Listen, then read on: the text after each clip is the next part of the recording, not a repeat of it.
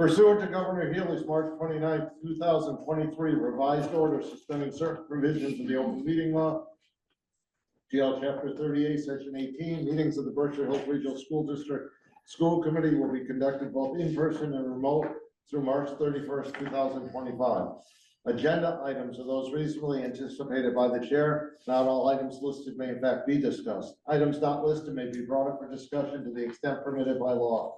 This meeting is being recorded by CTSB and the school committee recorder, as well as the Berkshire Eagle and Berkshire Edge. Once transcribed and approved, minutes will be made public and posted to our website. So first thing we'll do is a roll call, since we have one or two members, I believe. You have two members, maybe three, who are remote. So let's start. Allison Reed. Yes, here. Jason St. Peter. Here. Andy Potter. Andy Potter is here. Bill Vogt. Here. Bill Fields. Here. Diane Singer.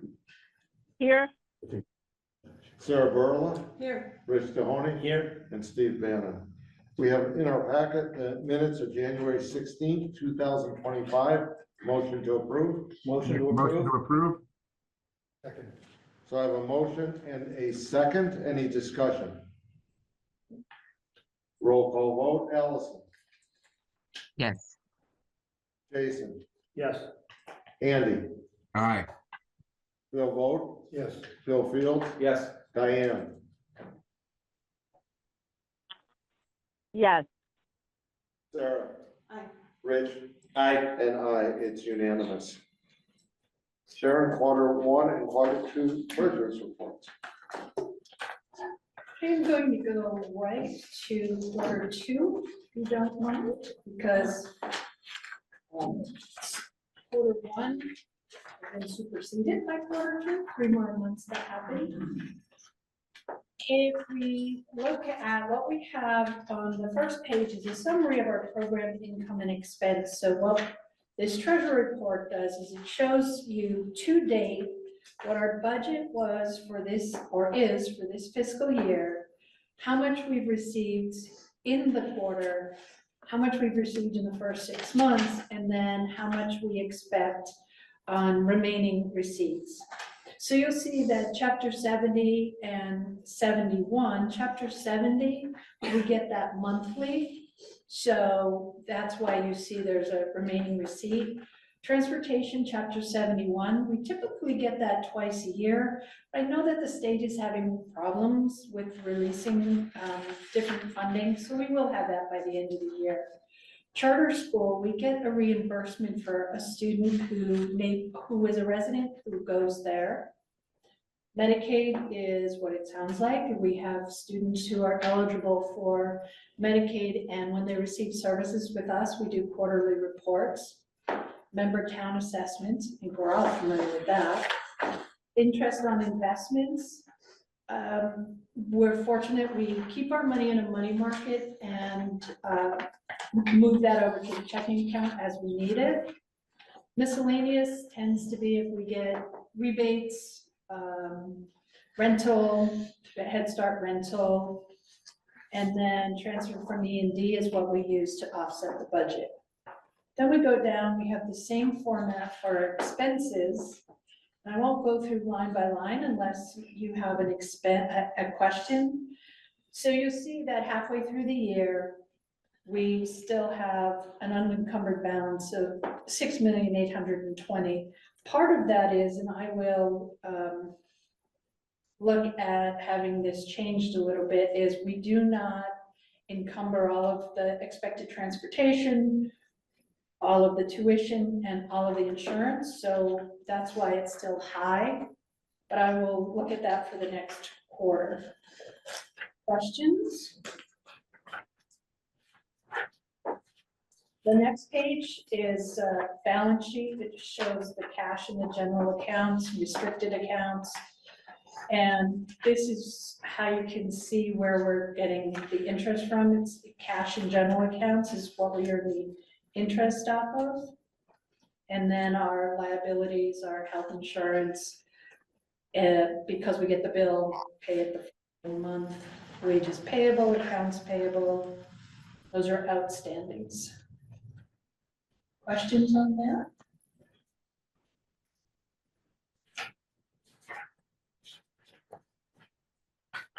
Next page is our revolving funds. And revolving funds are specific use funds. So for example, school lunch funds, it's. Is there a page 3 missing? No, well, no, there's actually not a page 3 missing because it has detail that is not really covered, so, yeah, I should have them, see if I could get it piece on. School lunch funds, those are the expenses and receipts, you'll see. We typically carry a negative balance in that until the end of the year, when all of our reimbursements come in because they're slower. They're usually at least a month behind, if not 2 months behind. Then the athletic revolving fund, we use, all the user fees go in there, and then expenses like if there's extra transportation, particularly for tournaments, we have our officials fees go through there. Chapter 74 vote programs, we use that as a revolving fund. So a good example of that is the plant sale at horticulture. The money goes in there and then they use the revenue to purchase more. Employee FSA fund, I'm guessing you're all familiar with a flexible spending account. There's money in there, but that is employees' money. So that's more like a fiduciary. The FFA Capital Trust Fund, many years ago, Steve, what, 20 years ago on an audit, the auditor said we could not have as much money as was in the horticulture revolving student activity account. So every year, anything above 25,000 went into that. We haven't been using that. Then we have rental funds. I think that's obvious when we have an outside organization using it. Gifts and donations at the district level and then at our schools. Custodial overtime service, you'll often see that as a negative till the end of the year. That's for if somebody rents one of our buildings and we have custodial services that they're getting charged for, we pay our custodians overtime and then we bill them.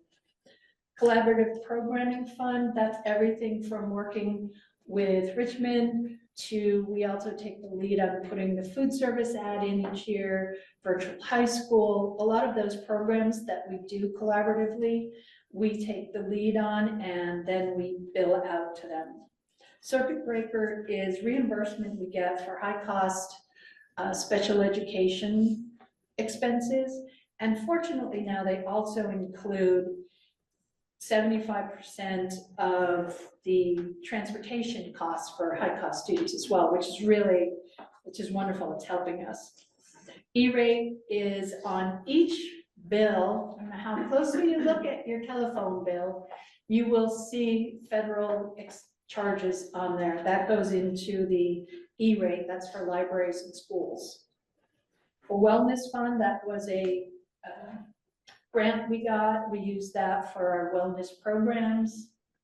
Regional transportation, I tend to be conservative because on the Chapter 71 reimbursement that we get from the state, because despite what they say we're getting as a percentage, that doesn't always happen. So we under budget a little bit. And then what we do at the end of the year is we use this regional transportation fund to move expenses from the operating budget into the regional transportation fund. Gives us a little bit of cushion in the operating budget. School choice tuition, and that's tuition in. Tuition in is for money we get from Richmond and Farmington River for students that tuition in here. Why are they separate from? The school Charter. choice. Yeah. From Don't we have charter? a contract? No, Yeah, From the yeah. prior, from the previous one, there's, Yes. so school choice tuition and then tuition in. School choice is a state program Okay, where families choose to come to us. Tuition in is through an agreement with Farmington River Regional School District and Richmond for them to send their students to us for high school. okay, thank you. At a much higher rate. Yeah, like double. The Yeah, capital more than project, double. the capital projects fund, that was what the school committee had approved years ago, and we've been using that as we go along, and this is what I was talking about with the finance subcommittee will be using for a lot of those expenses, replacing pumps in the water vault and wastewater treatment plant, so that you'll see that will go down by the end of the year. Fiduciary funds, these are funds we hold on behalf of others. The district, the school committee does not get to spend that. Student activities, it's raised by and for the students, so they decide how to spend it. And scholarship funds are the funds that are given out each year. Question on that page? And then, grants.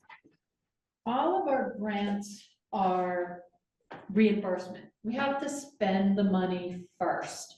So if you look all the way down, I want to start there. If you look all the way down, our total grant fund is negative 333,000, but I just requested most of that. So you'll see in the next quarter, there could be some, it could be about the same as negative, but it's mostly because we spend it before we get it. It lists all of the active grants here, Title I, Title II, III, and IV are for, economically disadvantaged students, title and professional development, as well as our ESL students. More Than Basics is our large special education grant. EC SPED is for 3 to 5, Kate? Yes. 3 to 5 year olds. 21st Century, that's our after-school program. Rethinking Grading is our work on our proficiency grading. Okay. Farm to School, that is a USDA grant for training and working with local farms to bring money to the school. Money too, but vegetables to school. Perkins is a vocational technical. HQIM, that was for our reading, for our math in the elementary school. SEL and mental health, we don't have that, we're going to take that off. ESSER 3 is the remaining amount that we'll be spending this year. Cell phone grant, that was the initial grant we got to, and we weren't sure how to, everybody got that if you applied for it, we weren't sure how it's going to be used. Chronic absences, I think, is obvious, and Department of Justice was all of our security. Then we have all of our state grants. I do want to point something out, the rural school aid. We'd spent money because initially we were told we were going to get it, but we do have other places that we can move that. They erroneously sent us half of the money, but we did not qualify this year, so we had to send it back. So you'll see that will come off of there. And then private grants, the Berkshire United Way, Berkshire Taconic, those are mostly the Berkshire Hill Funds for Excellence, the BAR grant at Thai School, and the NGLC Thai's grants are tied to the BAR grant and the work they're doing at the school, high school. Why do we not qualify for the rural? Because as best as we can understand it, the per capita income doubled in West Stockbridge. And it put us above the. Yeah, it put us above, it put us above the state average, which made us ineligible. I'm going back and forth with the state on that. It's really unusual for the per capita income to double, so I'm trying to see if I can make a case that it's Just a few. no, it's a reporting error. Right, because to go from, to jump that much so quickly is really unusual. Anyone else? Say no one. Superintendent's report. Okay, thank you, Sharon. Thank you, Sharon. So we changed this a little bit, that we're gonna start with the student member items, and then we're gonna go to the principals for some additional updates. So we're joined by Ariel, a senior at the high school. Tell us what's going on at the high school. Yeah. So, the second semester has finally begun. I guess the whole school kind of breathed a sigh of relief. Our grades are in, we don't have to worry about that anymore. Just start with a fresh new slate and, oh my God, has the stress gone down? We're, in general, just excited, just a good energy, but the sickness is still going through the school, which isn't great. We also have a brand new skating rink, thanks to, it's one of our great teachers, Mr. Sol. Our rink is out front, it's by our greenhouse, and just, I'm pretty sure it's open to anyone, but it's just a great community thing, and it's a thing, something he's done for multiple years, and we're very thankful, and just wanted to give him a quick shout out there. Someone who we also want to give a big shout out, or a couple people, is Monuments Guidance Team. This includes Marcy Velasco, Sean Flynn, and Mike Powell, who I usually call Miss Velasco, Miss Flynn, and Mr. Powell. But they are just amazing. They go above and beyond. They have all of the college planning nights, and right now they're working with juniors and how they're gonna plan for college, how financial aid is gonna look. And even as they're doing that, they're still working with all of the seniors who are still waiting for applications, for all of the news to get back, and it's just, we're so thankful that they're up at the high school doing the work together. That's for the roses. For our thorns, a couple of big news have gone out, and it's been in the news. I read about it on the Mercer Eagle, and we were told about it in the classroom, but it was the email talking about what to do if ICE enters the classroom. It was a big shock for all of the students. I think when we heard about it, just the reality of the situation was really rough. We knew some of it, everyone was stressed, everyone was anxious. What is this new world that we've tapped into? And it brought into question safety of students. People are unsure as to whether they're safe at school anymore and what's going to happen in terms of protection of students if such a thing were to happen. And it shook the community. Another thing was we had a lockdown drill, and not many teachers definitely weren't surprised because they're noticed.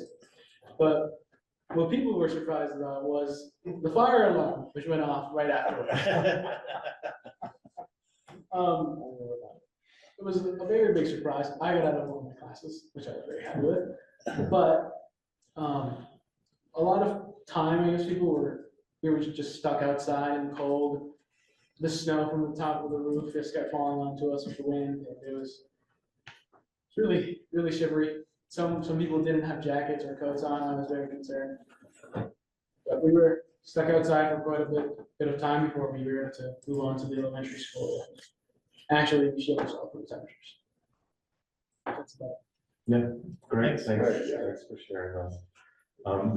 Just quick update on that, the fire alarm went off because there was some sort of short or bug in the head unit of the smoke alarm. And our maintenance guys responded really quickly, got up on a ladder, removed it, replaced it with another one, and then contacted our vendor who did some troubleshooting around it. But yeah, that was not planned. Some of the students who were on the right side of the building got invited into the greenhouse, which is a balmy 87 degrees or whatever the greenhouse is, and they were happy about it. And then the other students eventually made their way over to the gym in the elementary school, and the elementary school folks were nice to us. It was just random, completely unrelated to the lockdown. Completely unrelated. I mean, probably within Funny time. half an hour of it or 45 minutes, Yeah. but completely unrelated. Can I ask In regards to what Ariel has just said, in regards to the feelings of the students and ICE and all this, has there been a presentation to the kids in the schools about this situation and what they should be aware of, and as well as what they should not be scared of? In some small ways, yes, we're meeting, the principals and I, and a few other staff people are meeting with the leadership of CAPE on Tuesday to talk about this and to try to roll some of that information out. The Attorney General shared some really thoughtful memos about this that have been shared with all the staff, but they're we're waiting on a one-pager from that office. The memo that's readable for staff is not, it's not totally accessible for families. So we're waiting on an updated short version, and we're in constant dialogue with many of the local nonprofits that are doing this work and trying to clarify some things. So some point after the meeting next Tuesday, we'll disseminate additional information. Our big goal is to be really supportive to students and families. No, I know there's something for the Mass Association of School Committees that they're doing. I think it's tomorrow. I can't, yeah. And it's covering what school committee people should know. Yeah, similarly, like there was a meeting on Monday for superintendents, there was a meeting, a webinar later in the week for principals and some number of school-based people. We're in uncertain times, and that's destabilizing, and the expectations around this are to hold folks accountable and to, I mean, this is a sort of an extension of some of what we went through last year. Right. Absolutely zero connections, but go ahead. Yeah. I just want to point out what your comment about the guidance department. I think when we're talking about how student anxieties and things, I know firsthand that they're marvelous in regards to dealing with that. Yeah. And we're blessed to have those three people. I really mean that. And they reach out and do so much more than what we see, and you know that. Oh, I know that, I know that a lot. Than what, we see publicly. I mean, so much. And that, in this issue is really important, and they're an important aspect of it too. So, okay. Good. I think now we'll shift over to the principals. Cynthia, why don't we start with you, and next to Sarah's in good proximity to the owl. And Jake, you're on deck, and Christopher, you're in the hole. Hello. Hi. So we've had some great things the past 2 weeks since I've seen you last. Today, we actually had in our first grade, a grandmother of one of our students came in. A great grandmother, excuse me, of our students came in. She's a well-known astronomer. And she did a presentation to the class, including pictures of the stars that she took pictures of, pictures of the sun that she took pictures of through a telescope, pictures of the places, where the telescopes were housed. The kids were completely engaged and had a wonderful time. It was really cool. I was so glad to be there. Was that the whole grade, or was it just? It was just the one class, yeah.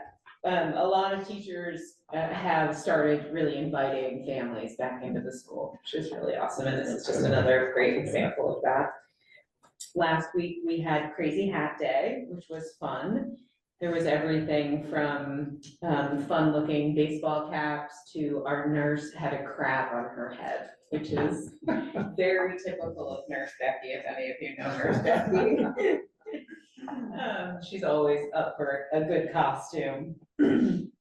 We did have the lockdown drill. It was fine at Muddy Brook. Our staff and students are very proficient and so that went completely fine.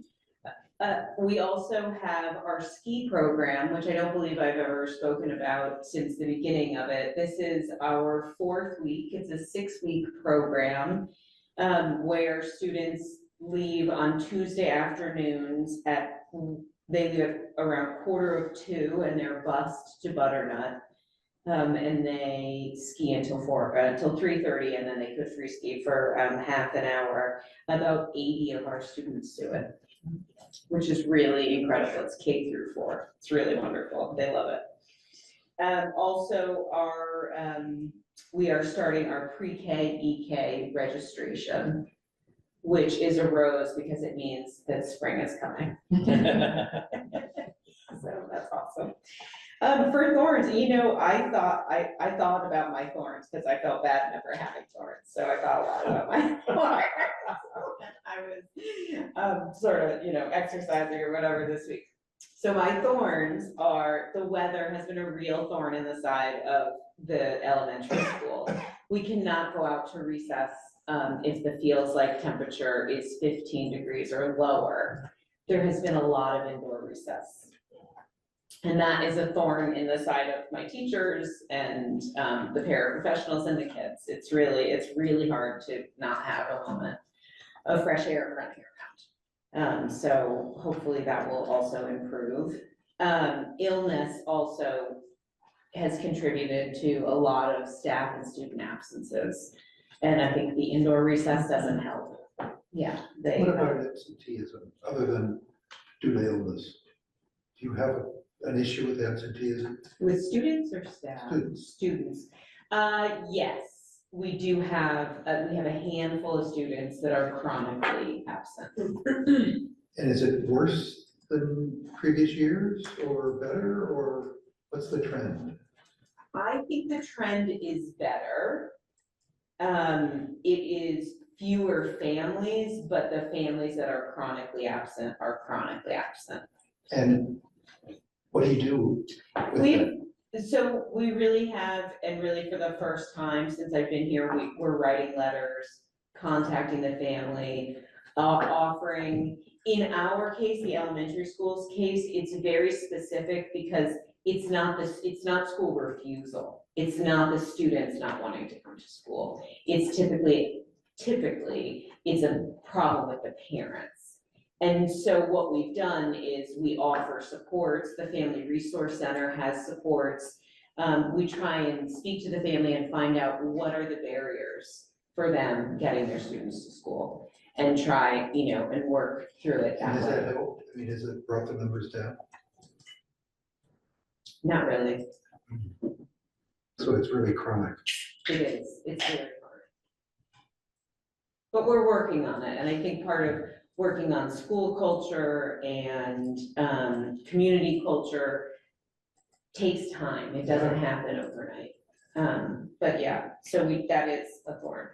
And then the situation with ICE is, has gotten my staff very concerned. I feel like we have done a good job at assuring our staff and working with our staff to assure families on an individual basis that their students are safe with us. Thank you. Thank you. Thank you, everybody. It's nice to see you.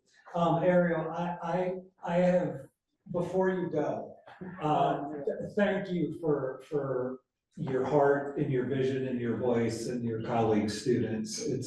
I've told so many people over the years, being an educator in some ways is a totally selfish act on my part, because it just instills me with such optimism that our next generation of leaders is going to do great things, and in many cases, better things than my generation of leaders. So thank you.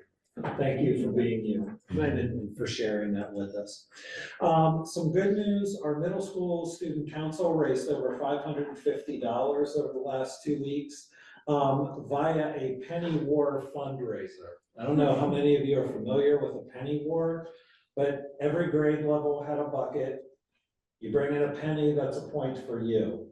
You bring in a nickel, a dime, a quarter, a dollar bill, I even saw a few fives. Put it in a different grade, and that is that many pennies off of their total.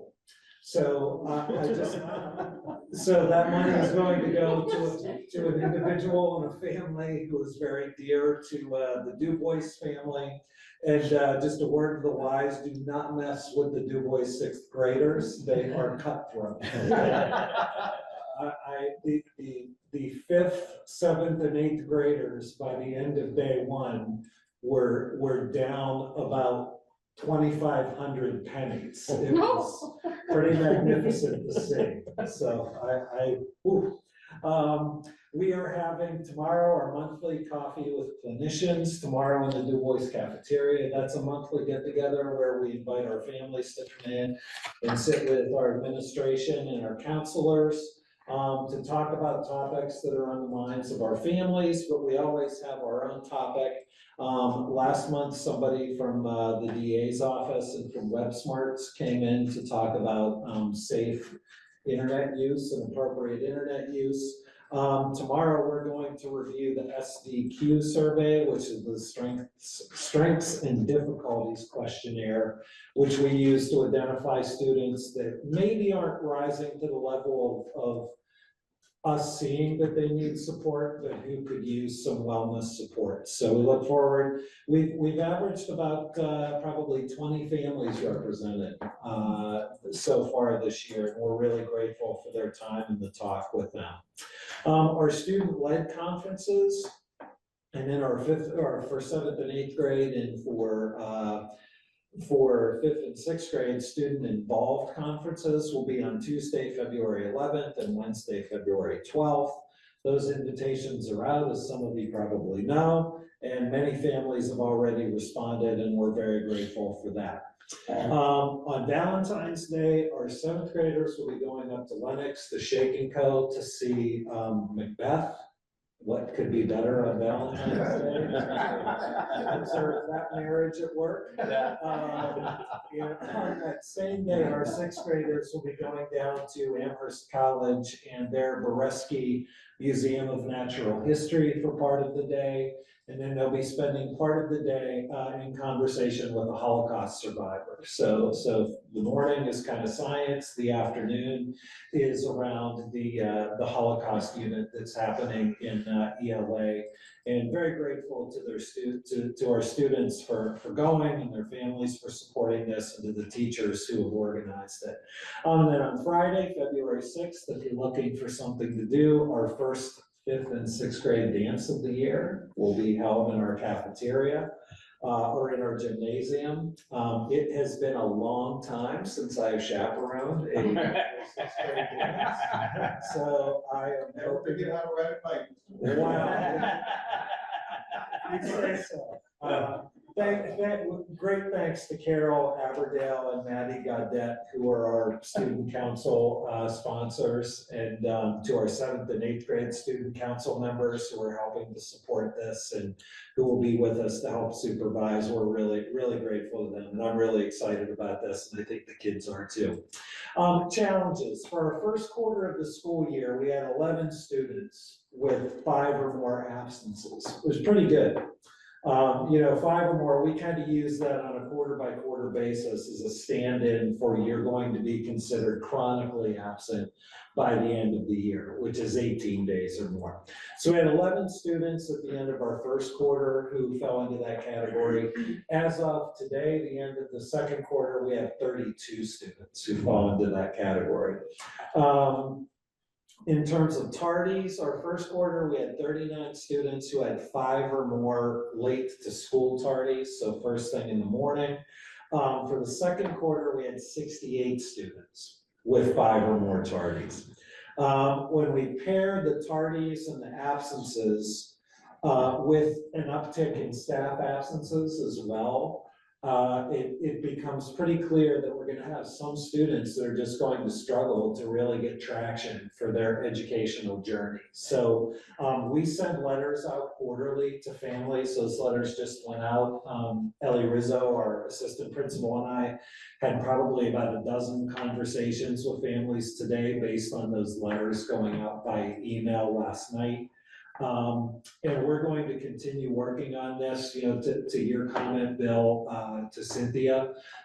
It's been a year where, and you've probably experienced in your own home, there are some really funky illnesses out there this year, and illnesses that just will not let go. Pair that with the cold weather and sometimes tricky conditions for getting to school on occasion for folks that really live out. And it was with lots of school choice kids, that becomes even a heightened issue. But at the same time, we also though have vacations and mental health days, which we understand, but we are really going to continue to work at just a day you're not there is a day you're probably, you're not gonna make the shot you don't take, as Wayne Gretzky said. So you're not gonna learn the lesson that is out there to be learned on a day when you're not there. So that I see as one of our really, really serious challenges as we proceed through this. Particularly trend. Yes. Trend in Yes. numbers. Yeah, the increase from quarter one to quarter two, is really raised our alarm bells. And Very is it, true. as Cynthia said, is it mostly parent issues? It's hard to say. I mean, it has been, obviously, our kids are not driving themselves to school. Right. So,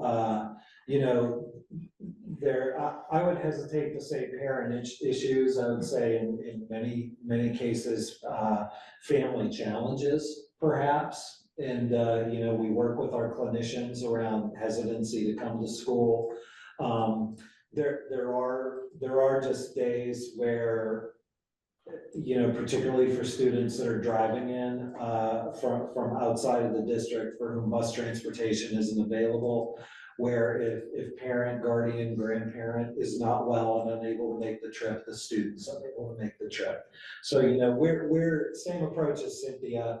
It's challenges that we are here to support as much as we can, and really want to work with the families to be partners to make sure that we have as many people for 180 days straight as we can have.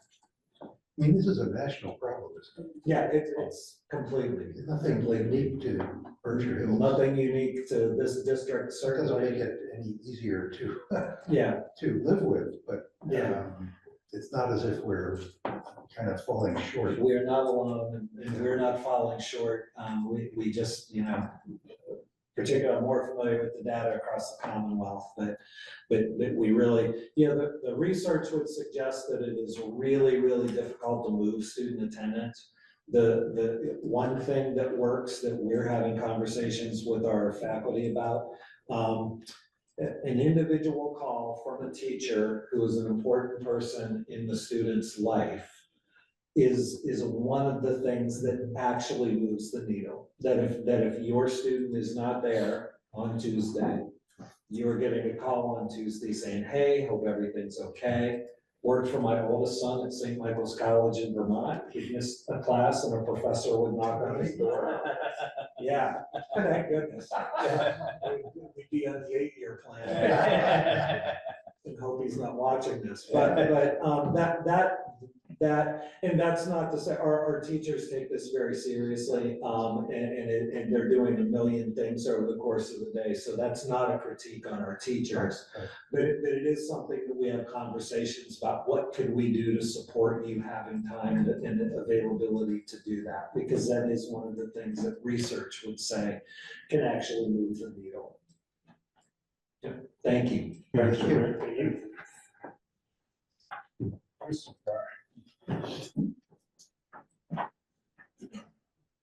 Good evening, everybody.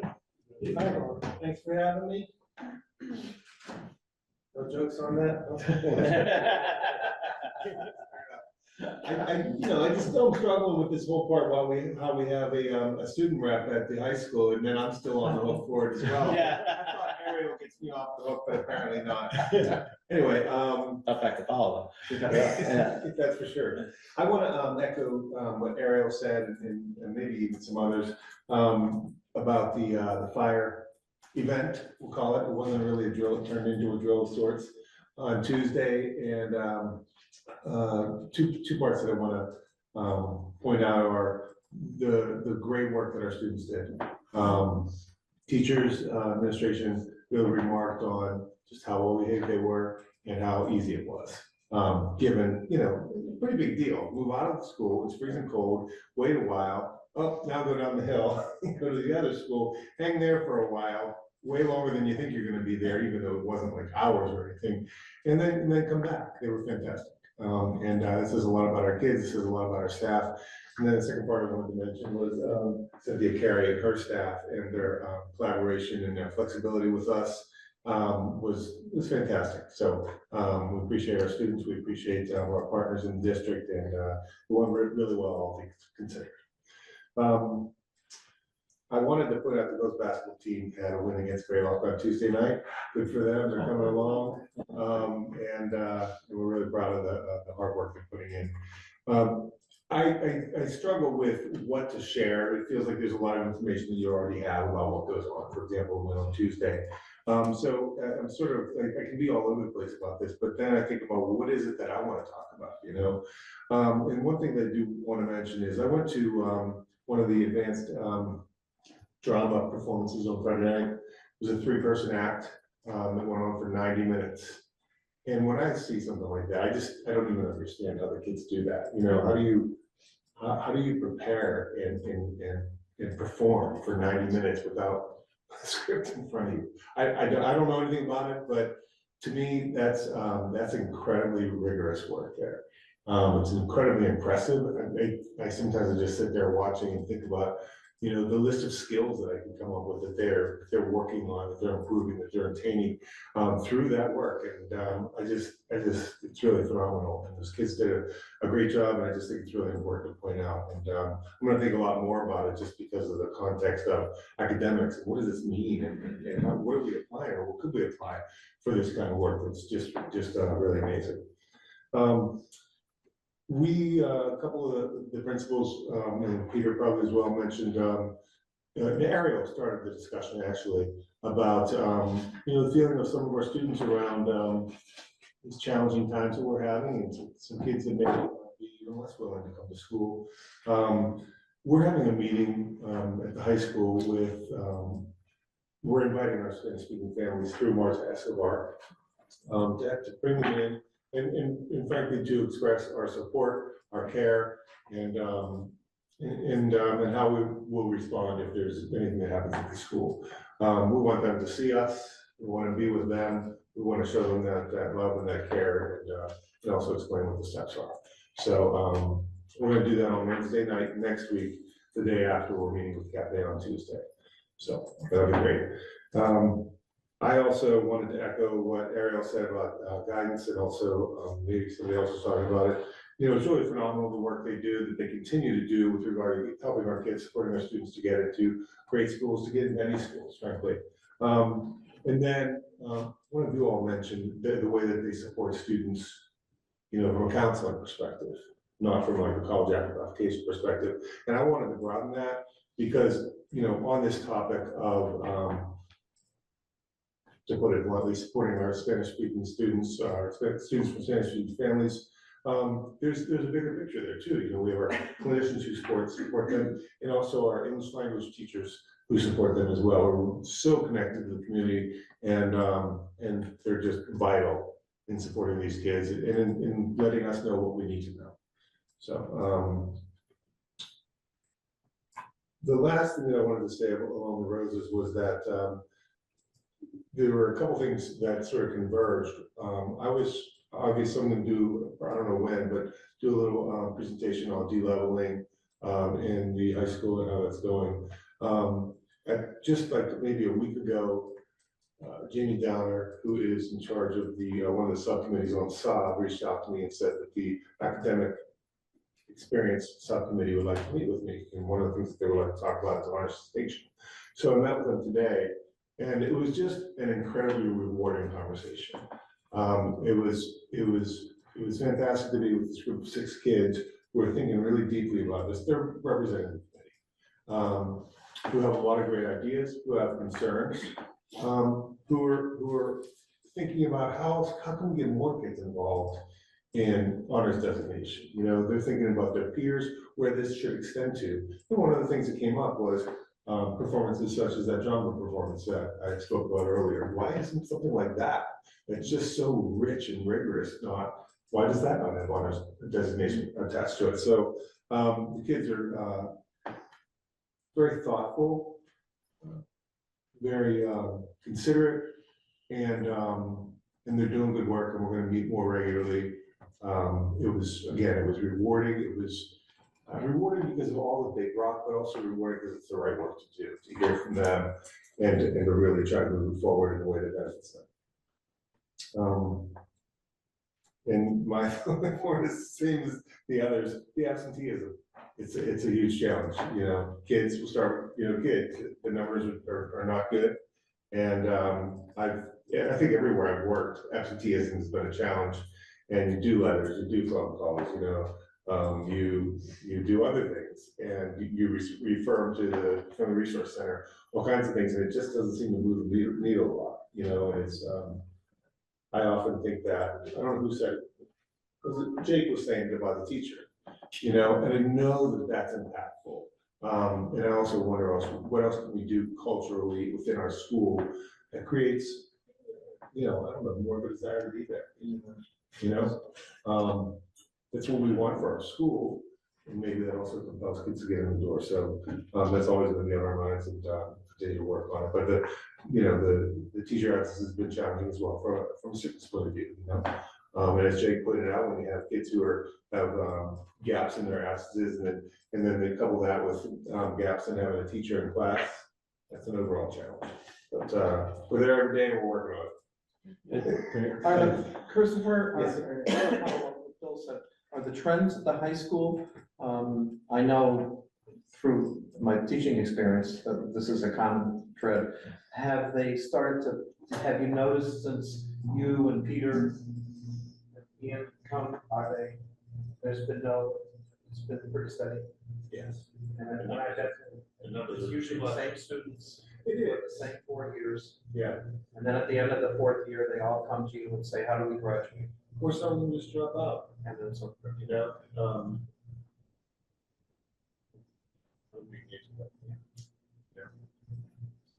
Can I ask about another happy subject? I hope it's accurate. I was joking, cell phones. Yeah. What's happening with cell phones? It's not bad. Not since, well, throughout the year. You're not confiscating them today. The kids, the last time I reported out on that, it's been the same. The kids are, by and large, kids don't fuss at us. Get one who wants to put up a fight about it, okay? But no, I'm really pleased. I'm really pleased, and yeah, we've got great kids. Earbud just starting to slip a little bit. Maybe Mr. Barnes has been a little too lenient, like, what do you get? Oh, nothing there, nothing to see, Mr. Barnes. But yeah, I mean, from where things were, I can imagine I wasn't here, but I was working at schools, and to where things are, it's the kids are doing a great job. Somebody hasn't invented flesh colored earbuds. Oh. Bill, you'll make a fortune. In all the schools. I mean, the white ones just stand out. I can't stop seeing them. So, I'm thinking back to that surprise and delight idea from the teacher presentation. yes. And just thinking like, is there something, I'm not saying that's gonna, solve any problem, but maybe it would just make it a little dent, but I feel like we should just jump on that. That's a great idea. With like a student committee or something like maybe some of the students could come up with ideas or, That's a great idea. just because I feel like that's something that we can. Maybe there are two avenues to to, or push that to. One would be students and staff, and another would be, the SEL. And so thank you for that, I don't do that, but yeah, like a cultural approach, you know. That, if it makes it that, then great, if that's what we're trying. Andy, you have a question? I just wanted to let you guys know that your audio has gone sort of, at least for me. I don't know about you, Allison, but it's A little bit. it's sort of difficult to hear what you're saying. Yeah, thank you, Andy. Well, he just came on, we're gonna turn it off. I think when that comes on, it's off now. Is it a little better? Yes, that fixed it. Thank you. Thanks, Andy. Thanks, Kristen. Yeah, thank you. Yeah, thank you. Sorry, well, and Am I staying or? just stay. Yeah. Because we've got two little things and then we're coming back, so. The next one's just a nice thing. So the First Congregational Church in Great Barrington made a donation of $2,020 to the food box program. And I'd like to ask for a motion to accept that and also thank them. They sort of did that in lieu of flowers. It's very, very generous and impactful. So Motion moved. approved. So I have a motion by Rich, a second by Andy. Any discussion other than being very, have a gratitude towards them? Roll call vote, Allison. Aye. Jason. Aye. Andy. Aye. Bill. Yes. Bill. Yes. Diane. Yes. Sarah. Aye. Rich. Aye. And I, it's unanimous. Okay, great. So the next one's sort of a procedural thing, and maybe it's a little early, but I'll put it on the agenda anyway. I'd like to request a motion to set the public hearing date for the budget to February 27th. Motion to set the budget FY 26 budget public hearing for February 27th, 2025. Second. So I have a motion and a second discussion. I think we probably just need to say it'll be at 6 p.m. Oh, I'm sorry, at 6 p.m. At middle school. Yeah, at Du Bois. It'll be at Du Bois. Surprise me. Yeah. We're coming to visit. Always welcome. So we have a motion and a second. Any discussion? Roll call vote, Allison. Aye. Jason. Aye. Andy. Aye. Bill. Aye. Bill. Yes. Diane. Yes. Sarah. Aye. Rich. Aye. And I, it's unanimous. Okay, so now we're gonna move on to a de-leveling update. Colin and Christopher put together, I think, a thoughtful and nice slide deck. And the two of them will talk through it. Give me just a sec to share it. And it's a little hard for me to, for our members who are remote to see hands when I'm presenting something. But just be patient. I'll watch out for And we'll get to you.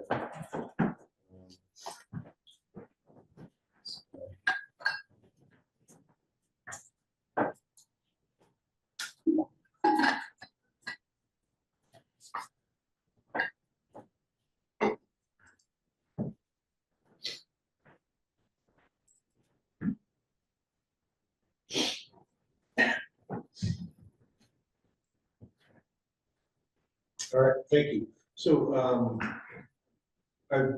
Peter and I have been talking about, de-leveling and the path forward since I arrived.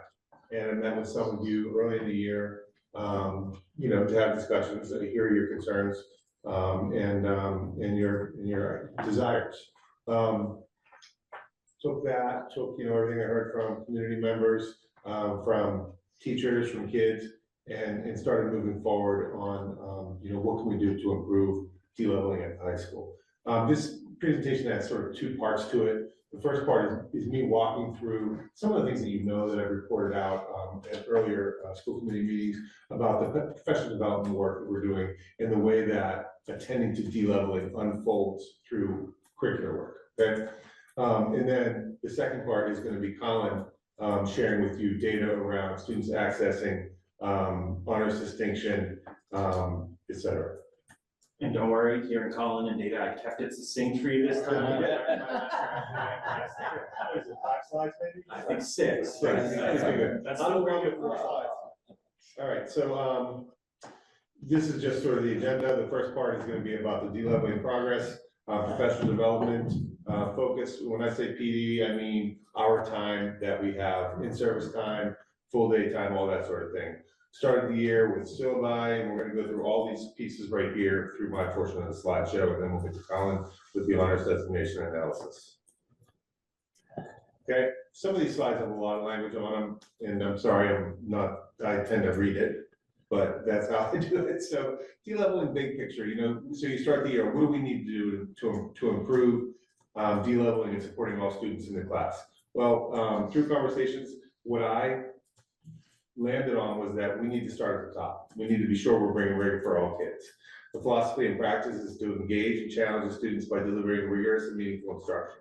Then you have to figure out how to support all the students, how to challenge all students, provide extensions, which would be honors designation, and support students who are struggling with English or students on plans who struggle. With that, if you go over to the right, yes. I'm sorry. On the arrow on the right at the top, this year we've been focusing on improving instruction so that it's more engaging. Are there examples of that? How have you done that? Yeah. So isn't that really the heart of the issue? It is, yeah. And I know it's early days and you're still working on it, but are there steps that have already been taken? Yes. Okay.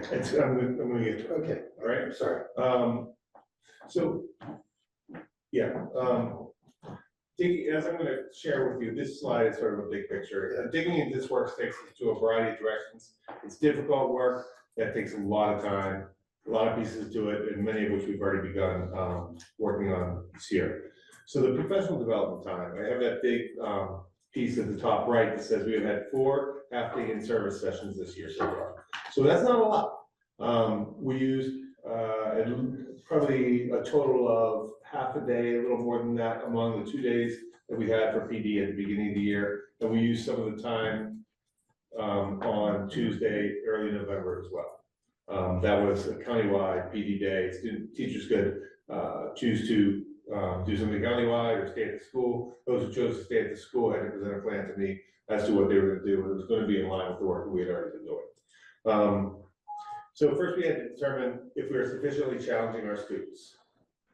Are we starting with high expectations? So how did we do that? We began by analyzing syllabi. We verified it the first day, it was the first or second PD day.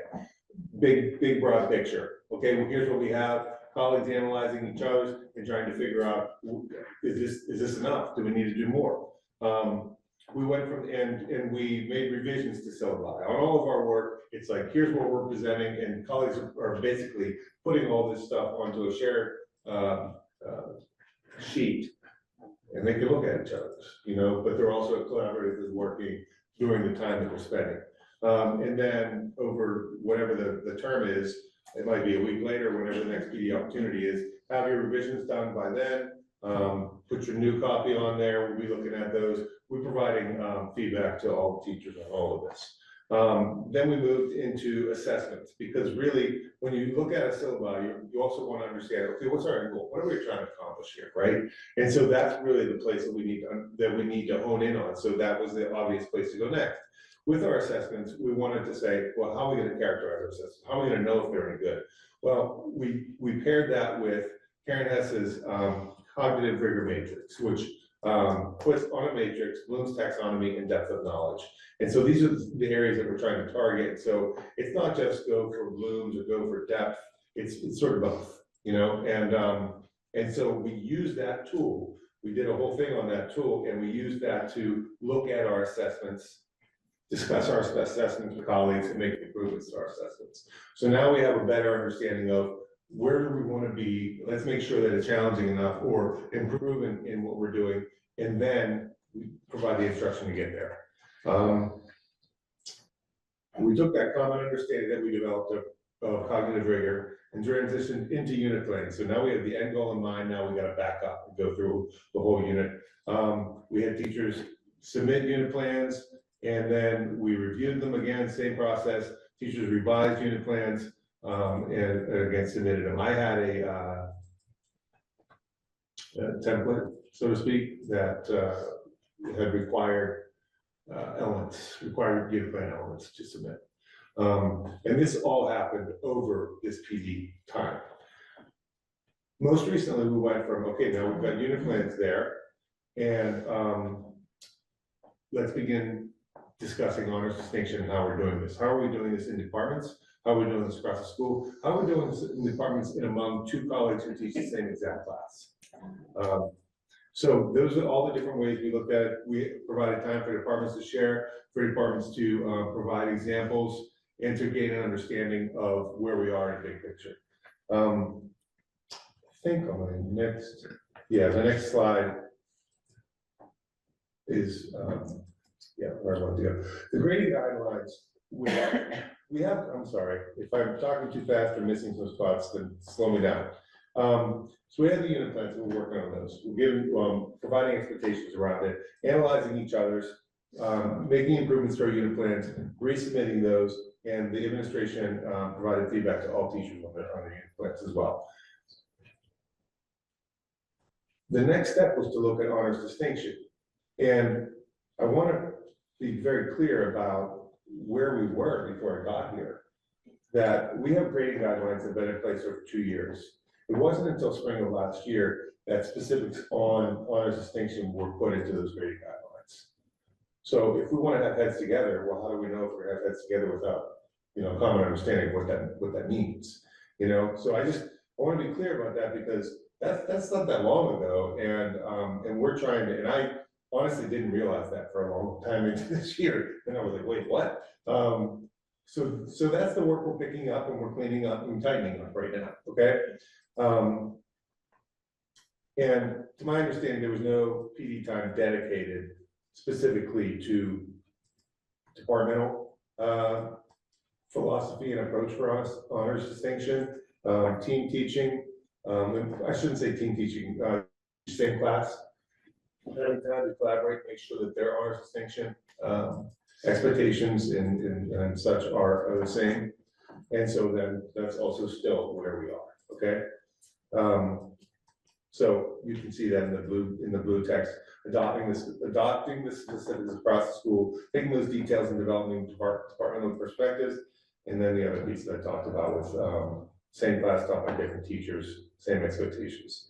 And we're going to continue to dedicate our PD time on this. This is what we're doing. It's really, the focus is the unit planning and the honors distinction at this point, okay? Yeah, I agree with everything you said about the situation we're in. I will add one thing, and maybe this is I think the final phase of that is communicating to families what the honors distinction is and means. And maybe I'm going to get that, as a matter of fact. I'm going to, maybe not to families, but at least kids. Yeah, well, there you go. All right, so. That's kind of what you were talking about this morning, right? Yes, it's exactly what we're talking about this morning. These are just a couple examples of pretty strong honors designation assignments. This is an English 11, quarter 2 honors designation assignment. Doing a research paper on Toni Morrison, they read Beloved. And so bringing in some other text or viewing in order to do analysis between the two pieces of art, all right? Another composed a 2-page critical essay on a text, story, novel, television show, film that compares with Beloved in at least one of the following ways. So once we add that analysis between a number of different options, texts, writings, themes, then we are absolutely increasing the rigor and what we're expecting of students. So that's one. I just want to show you just a couple real quick. Just something that stood out to me on that English 11 one. One of the last options is cross-curricular, which I also think is a huge piece to our honors distinction, is making sure we're connecting bits of knowledge and skills that students are learning in their different classes. So one of the options was looking at the historic time period that Beloved took place in, and then reflecting on your understanding of the text based on the context of history. So just making those cross-curricular connections allows students to, take a skill I learned in social studies, apply it in their English class. And that's really our goal with this whole honors distinction, is to push those skills, push that knowledge to that higher level. Thanks, Alan. Another example in physics. I'm just gonna read a little bit at the top. In order to complete this honors distinction challenge, students must prove their ability to do the following skills over 3 tasks: research scientific topics and applications, present findings in a clear and concise manner, use proper mathematical techniques to analyze data. And then the driving question: how can we apply kinematics to solve real world problems in motion, and what implications do these solutions have for our understanding of the physical world? I have no idea. Sounds pretty intense. So, I read that, but I guess it's gotta be on this station, Anyway, it's high level stuff, and it's all detailed there in the project. And I just wanna show these very briefly. So does completion of one of these tasks, physics, English, the other? Yeah. Does that achieve honors distinction? For a period of time, let's say for the term. There may be several tasks over a term. These are just examples of the kind of tasks. These are summatives. So for summative assessments, this is what it would be, okay? This is a really interesting one. This is for geometry, and it's using these Japanese symbols. Does anybody know how to say it? I think it's Cayman. Cayman. You're investigating, identifying shapes, patterns, using your geometric understanding, instructions, Cayman designs. I just thought it was really different and had students thinking in a different way, but using their geometry, including reflection and presentation. Right? So back to the slideshow. Are we okay? Everybody hanging along? All right. So as I mentioned earlier, it was synchronicity. It came together, and we met with those 6 students this morning. The discussion was predominantly focused on honors distinction. I didn't realize that Saab created, in collaboration with teachers, a draft proposal around honors distinction that informed the grading guidelines 2.0. Beautiful. Didn't know that until this morning. They were the ones who helped push forward the specifics. So I just put that as a piece of information. The concerns that they had were that honors distinction would be offered in a greater number of classes. They want more opportunity. We started talking, and I said, hang on a second, let me just ask everybody, do you want more rigor? And they were resolute. Yes, the whole committee, everybody, we're on this, we want it. I said, okay, just want to hear from you all. They want to ensure accessibility. How do we encourage and support more students to take advantage? I appreciated that. You could have a group of students who want what they want. This is a group of students who want what they want, and they want to encourage their peers to take advantage of it as well. And they're thinking about the barriers or challenges that their peers may have. Different family situations, different time, like different responsibilities. And I pointed out that that's a challenge whether or not you have a typical level school or not. Does a kid have time to be in an honors class where it might take more time to do this? They don't have the after school time, whatever it may be, or they may not have parents pushing in that regard. So I think that really also speaks back to the whole idea of de-leveling in the first place, was we really want more kids to be pulled up from the bottom and taking advantage of everything that we have to offer. Overall, they felt that if you made a statement on the whole for honors designation, overall requires greater specificity, clarity, and in some cases uniformity. So that about the family question, to me, that's not exactly the family question, but it is. Because if the kids are saying, I don't really understand, maybe some kids are saying, I don't really understand, and therefore, I'm not doing it. That can help access, and it also, obviously translate to families as well, who are interested in looking at the assignment and understand what it is. Does that make sense? Okay. They also we talked a lot about the diverse strengths that our students have. What about students who really push themselves on a musical instrument? What about students who, like I said about the performance on Friday night, what about students who in art. And then, one of the students talked about CBTE. She's in early childhood. She said, listen, this is what I want to do. You know, I'm serious about this, and really understanding child development. There's a ton there, you know, and somebody who really wants to push themselves in that regard. It's just another like really important thing to think about, you know. How did we decide which classes out? I have no idea. And can we expand it? So those were the fantastic conversation, and what their next step is gonna be is to hear from their peers. They also decided, listen, we're not doing a survey. What we're gonna do is we're gonna develop a set of questions that we're gonna have roundtables in advisory. All this was just like, and we gave you goosebumps, you know, it was all just fantastic stuff. So that's their next step. They're gonna bring that back to me when we get the data from those conversations, and that's gonna inform more of how we move forward. Okay, great. Do we want to pause here before Colin does his? I'm still going. Okay, sorry. He said Colin had 6 slides, he didn't say he had 30. I'm not concerned about me. So there's, I'm never the person who's going to try to not have you look at this thing over here. I'm always gonna show you what the thing over here is. The thing over here is that we still have a lot of work to do, okay? The good news is we're on it, you know, and, but I also want to point out, you know, the time is limited. I am using every in-service data we have working on these kinds of things. I am also almost always for an hour faculty meeting, doing 20 minutes and saying, okay, now everybody's back, you're working on your unit plans right now. So I'm maximizing the time that we can, but I just want everybody to understand, we are moving forward. You better believe that, and you better believe that I'm gonna stick to it. But it's not work that happens in 6 months. Okay, this is the scope, but it's the same. It's what we're going to continue to be focused on throughout the remainder of the year. Okay. 2 other things. Sorry, still going. So, what else have we done? Well, I'm just going to read this part. In small districts, next slide, please, Peter. In small districts such as ours, we don't always have common curriculum or updated curriculum. Therefore, it requires teachers to develop curriculum that meets the needs of all students in addition to teaching. So when I worked in Baltimore City and in Baltimore County, here's your curriculum, you know? And that's very different than just having a set of standards. All those standards are fantastic.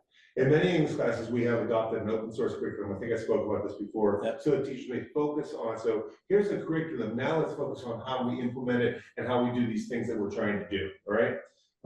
Just so you know, it's Odell Education, nationally validated, line of Massachusetts standards, student-centered approaches equip students with literacy essential for success in college career, civic life. We provided training, and we're also providing additional planning time. The classes that this has been implemented in are English 9, 11, and 12. All right. And one of the things that this step to Odell has allowed for us that Christopher mentioned previously is things like earlier today even, we took our 2 9th grade English teachers and had them co-plan together their next unit to really make sure that it doesn't matter which teacher you end up with, you have a shared similar experience. So we used it almost as a reset to get some of these things aligned that historically haven't been, to really make sure that equity is focused and centered in our educational structures. And they also have, again, not to beat it too much here, but they'll have similar or exactly the same honors distinction offerings for the students. And we're getting some of the classic texts that parents and students are used to back into these classes. They're starting the audits the 8th grade, so. Why is it on the 10th? The 10th, so what happened was the 10th grade teachers had to present to me their curriculum. And they said, listen, we really have this laid out. We really want to continue to do this. And it's, whereas you're getting this open source curriculum that is very comprehensive, it's still a lot of work to adopt it. And so I said, okay, well, make an argument for yourself. Show me what you have. And they presented it to me, and I said, okay, well, we're gonna hold off for a little while, and we're gonna bring this conversation back around as I continue to assess what's going on at that grade. Okay. And then this is sort of the final piece that's related, and I wanted to put out here. I've had a lot of conversations with the history department about what they do. And we want to, I'm going to be soon, I've talked to Peter a lot about this as well, bringing proposals for a change of courses and a new course. The change of courses would be, we currently have US 9 and US 10, it's US 1 and US 2. It's not required by Massachusetts, and if you do that, and then you also do AP US in 11th, you've gotten US, plus I think they have civics or in eighth grade, it's all the way, you're doing nothing but US for 4 years. We just really felt like that's not what's needed. What we needed to is some world history or European history. Previous to this model, which has only been in place, I think, a couple of years, they had themes in world history, which themes would be, you know, religion. You can go on, Bill can tell you better than I could. And you read stuff like, Great New World, 1984, we did 6 basic themes. Everybody had to do 6 themes in the year. It wasn't that everybody was doing, for example, religion of the worlds. We were the first school to do the Holocaust unit for a 6-week period of time. So that's what we're going back Yeah. to. Well, that's a proposal we're going back to, I should say, and we'll bring that to the school committee previously in place, and then we would have US history for 10th. The other thing that we're gonna bring a proposal for is AP Seminar 10 for English in 10th grade. It's an interdisciplinary course. It encourages students to demonstrate critical thinking, collaboration, and academic research skills on topics the students choosing. And this would not only provide a great deal of rigor for these kids, but it would also prepare them for further AP courses in 11th and 12th grade. And that's on top of the regular US history 10, so you take. No, this is English. Or English, Yeah, so we would have English 10 and AP Seminar 10. okay. If this were, you know, as we proposed it, if it were. Oh, okay. Approved. Okay, So AP Seminar 10 is English. that's right. Okay, let me just, I don't know, is it proper, why don't you go first and then I'll interject, okay? That's my last slide, I think. Okay. So now you can interject. Okay, it sounds like what you could do with AP Seminar, and I just wrote it down in my notes, is, we used to call the course Fact and Fiction. Okay, it was taught by, both Terry Flynn and then Matt Gold, for many years. And that looks like what was done in the AP Seminar. We combined history and, English together. Depending on how you wanted to do it, it could be chronological, for example, Revolutionary War, the mid-19th century. For example, Lincoln was a stress in the 1838 to 1865, all that, that you could do.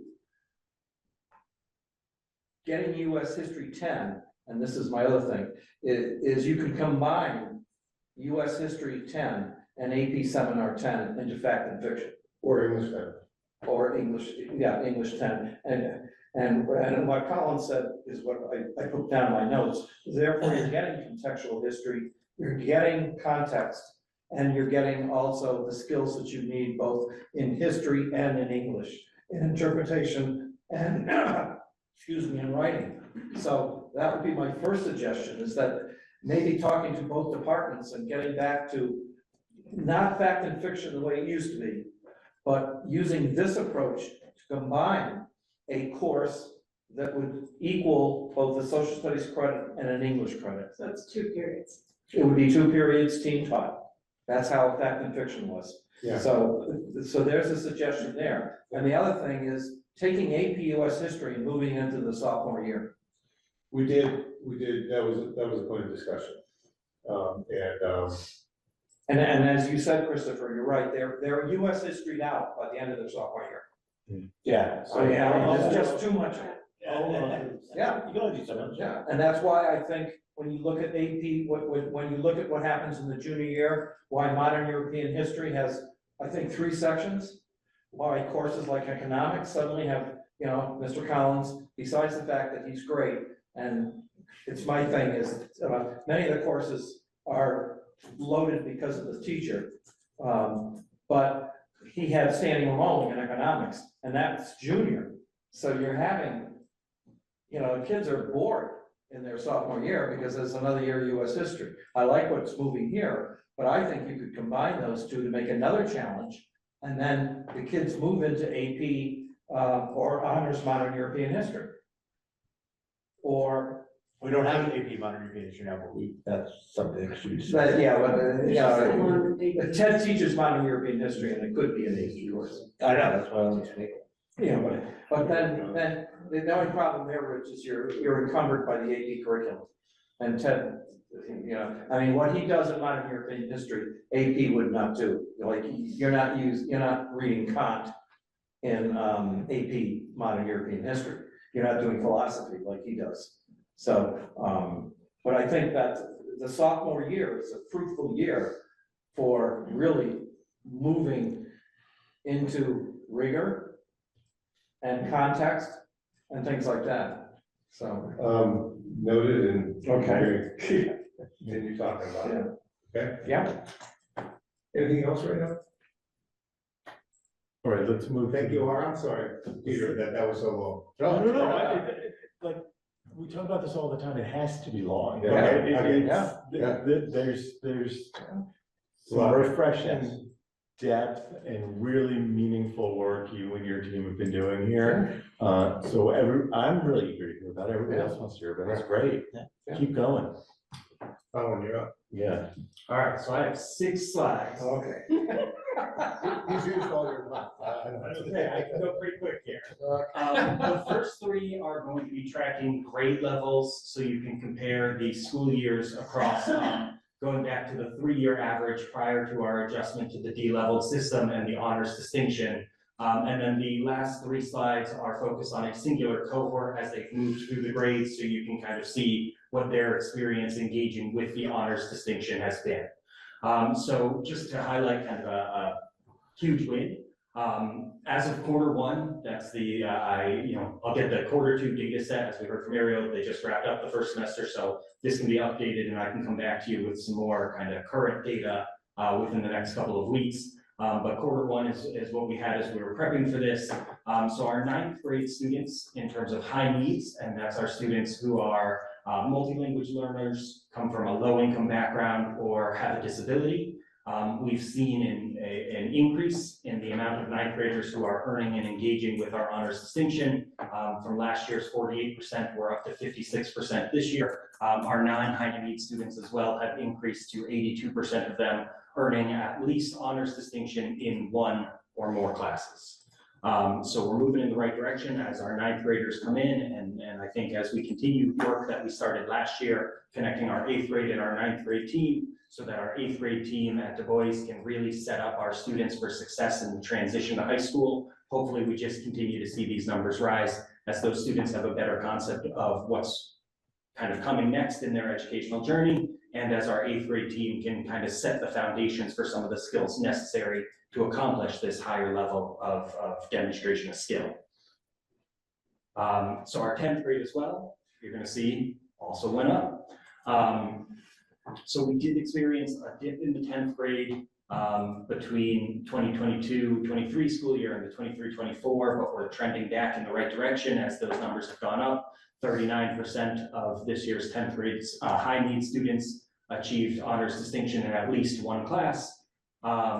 I believe 10th grade, I'd have to go back to the spreadsheets, but I believe 10th grade is the first time our students not only have the opportunity for honors distinction, but start engaging with certain classes that are still considered honors advanced. I don't believe, right, that's why we keep talking about the AP seminar, that they have AP, but this is where they have a bit more of an option in the classes they take and how they're gonna kind of progress through their education. We did see a dip in our non-high need students. We are down to 66% from 80%. This is something Christopher and I were just talking about. Once we have that Q2 data and we can really examine semester 1, if we're still at this lower number, it definitely is worth looking into, trying to figure out why exactly that dip occurred. But with it just being Q1, there's plenty of research out there that says the step from 9th grade to 10th grade is equivalent to 8th grade to 9th grade. There's increased rigor, there's increased expectations, and there's a bit more independence teachers expect students to have in their working process. So it might just be that these students needed some time to kind of acclimate to the high school experience at 10th grade, but we'll see what the Q2 data shows us and whether we need to do a deeper dive and get a bigger understanding of what exactly is going on there. As we examine our 11th grade, we've seen an increase again, 44% of our high need students, 76% of our non-high need students achieving honors distinction in at least one class. They also have a wider range of options in how to earn this. I'm saying honors distinction just kind of casually, but it refers to honors distinction, some classes that are still honors level, advanced level classes, and finally the opportunity to engage in some AP classes. So there's a couple of different pathways to achieve this in 11th grade that didn't previously exist. And now as we move into our cohorts, you can follow our current seniors across their kind of years. They have had some ups and downs at time, but we're trending in the right direction. Once again, 32% of our grade 12 high need students achieving it in quarter one, 82% of our non-high need students doing this. Once again, as seniors, they have kind of more opportunities and options that allow them to get this in earlier grades. 11th grade, I'd like to think that dip we saw in the high need students is due to the pressures of 11th grade as you start looking towards what comes next in life and engaging with APs, which are a significantly higher kind of rigorous coursework than they might have been used to before. So moving in the right direction, that means that they kind of figured it out, they've settled into that, and they know what they're doing this year as seniors. If we go to our next cohort, next one should have, there we go. Trending up from grade 10 to grade 11. Once again, we can see grade 10 had that dip for this cohort before they then increased in grade 11 in Q1. So once again, that kind of initial dip in grade 10 is not unheard of. It's something we've seen before in the district, and if it trends upwards from here, then once again, we're doing what we need to support them in the long term, and that's really the key here. Our non-high need students at 76% in quarter one of this year, and so doing really well, and overall, I think all of our students are kind of figuring the system out, and especially as we have some of the conversations Christopher highlighted in the first part of this presentation, how do we best explain this to students? How do we update our curriculum so that we are better supporting students? We're only going to see these numbers increase as well. And then the last cohort is our current 10th graders. We can see from their 9th grade experience to 10th grade, whether it's a high need student or a non-high need student is moving upwards as well. So just kind of another positive to share and highlight. How do you measure de-leveling ultimate success? When will we be de-leveled, completely de-leveled? Is it going to require that high need students, instead of having 56% in grade 10, have 82%? So it's the initial question of how do we kind of determine where we've succeeded, I think is a really good one. And there are a number of pathways we could use. I don't know unless Christopher has an answer he'd like to share that, but we have that definitive answer of. I don't think we do. And I think that's okay with where we're at. You know, we're looking at it from how do we support our students in elevating everybody to that highest possible level. There's also the factor of our proficiency-based learning system that we've been working on that factors in there. And some discussions even that we had with teachers last week and into this week. Is honors distinction the end goal, or is that something that we're using right now as kind of a midpoint between where we were and where we want to go? So there are all of these questions connected to that. And that's why at this point, I'd look at us moving in the right direction, moving more students into these kind of, higher numbers is really how we're going to measure success as we move along the path. And then just constantly having that conversation and that reflective kind of mindset on, are we doing what's best by our students? Are we supporting them, and are we helping them succeed? And is it just simply unrealistic to assume that we will reach a point where we won't be talking about de-leveling anymore? I think that is absolutely realistic. That's the goal. Yeah. I assume. That the structures we have in place at Monument are working in a way that everybody understands them, everyone knows how to engage with them. I like to think of it as, there's no unwritten rules to how to find success in school. I think that's when we're gonna stop talking about this, when we figured some of these questions out. But really, it's about the work we're doing along the way at this moment, and I think we're moving in the right direction, we're on the right path, and we're accomplishing some really great stuff through the curriculum work, through the PD work, and that's really where we need to be focused right now. Yeah, I would just add that through the curricular work, teachers say, this is really hard, I don't know how to do it, you know? And when we get to a place where like teachers are like, oh, I'm on it, and this is, and I look at the evidence of that, and they can show the evidence of that, and not some other teachers, some teachers feel that way. I think that's when we say, hey, we arrived, you know, we're really there, or we're at a critical mass that we could say, we're good at this. And you're always working to smooth out the edges, you know? But those are great questions, thank you. I think, you know, this only started 4 years ago, 5 years ago. Really, when we enacted it. I mean, This is relevant, and I was just thinking, as you were talking, Chris. I taught there from 1969 to 2009. And it was the structure.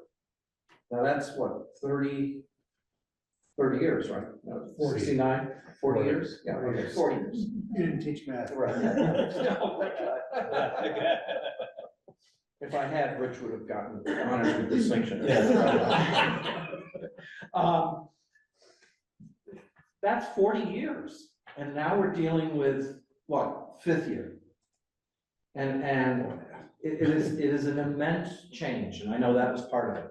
And we can go back and do like. Change we were all told we were ready for, and that all this Oh, work yeah. that we heard about tonight was already done, Yeah. and all our consultants Well- told us we were in a great spot. I think we were told that there's gonna be a lot of prep work involved, but I think we were told that this is a good way that we're headed. I still think it is a good way that we're headed.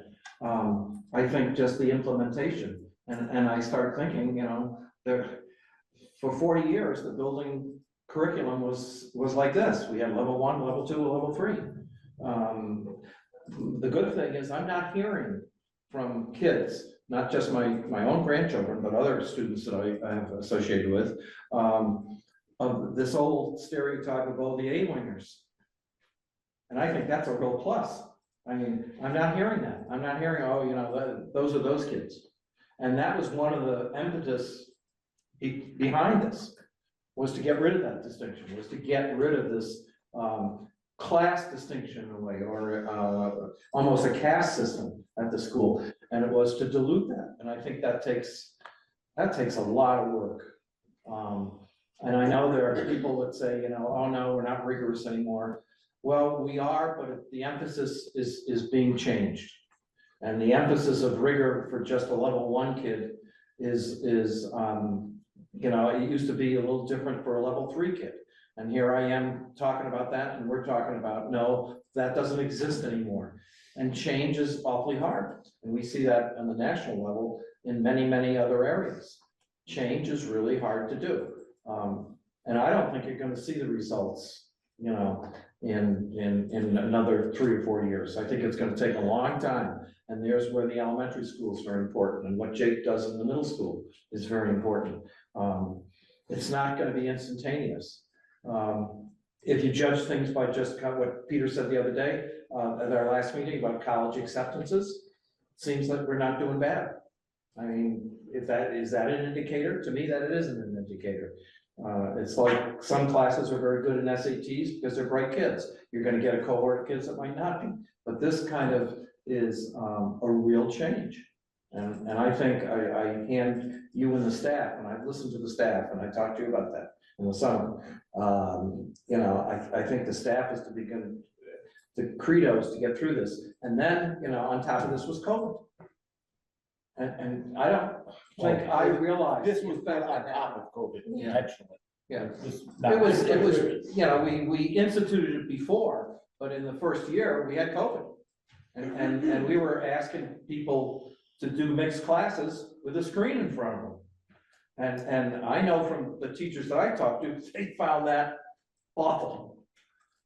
So I don't count that here. So now we're maybe doing 3 years of it, so I'd just like to add that we've all been to high school, and we've all had a lot of teachers, and we know that some teachers are a lot more challenging than others. And that doesn't mean that you know, if you have a level school and you're in an honors course, that doesn't mean that the most challenging teacher is teaching that course. It means you're in an honors course. That's what that means. It could or could not be the most challenging teacher. So, just with that as part of reality, we're working to increase the skill level of all teachers. You know, all of our teachers are good teachers. And I love working with teachers and I love supporting teachers. But I look at it like we never arrive. You know, it's always the work to get better at what we're doing and how we're serving kids. But I don't want to wait 3 or 4 years to see a lot of improvement. I can tell you that right now. I'm itching for it after 6 months. So we're all the way. I'm sorry, sir. No, you're fine. I'm just very interested to hear more from the teachers about how it's going.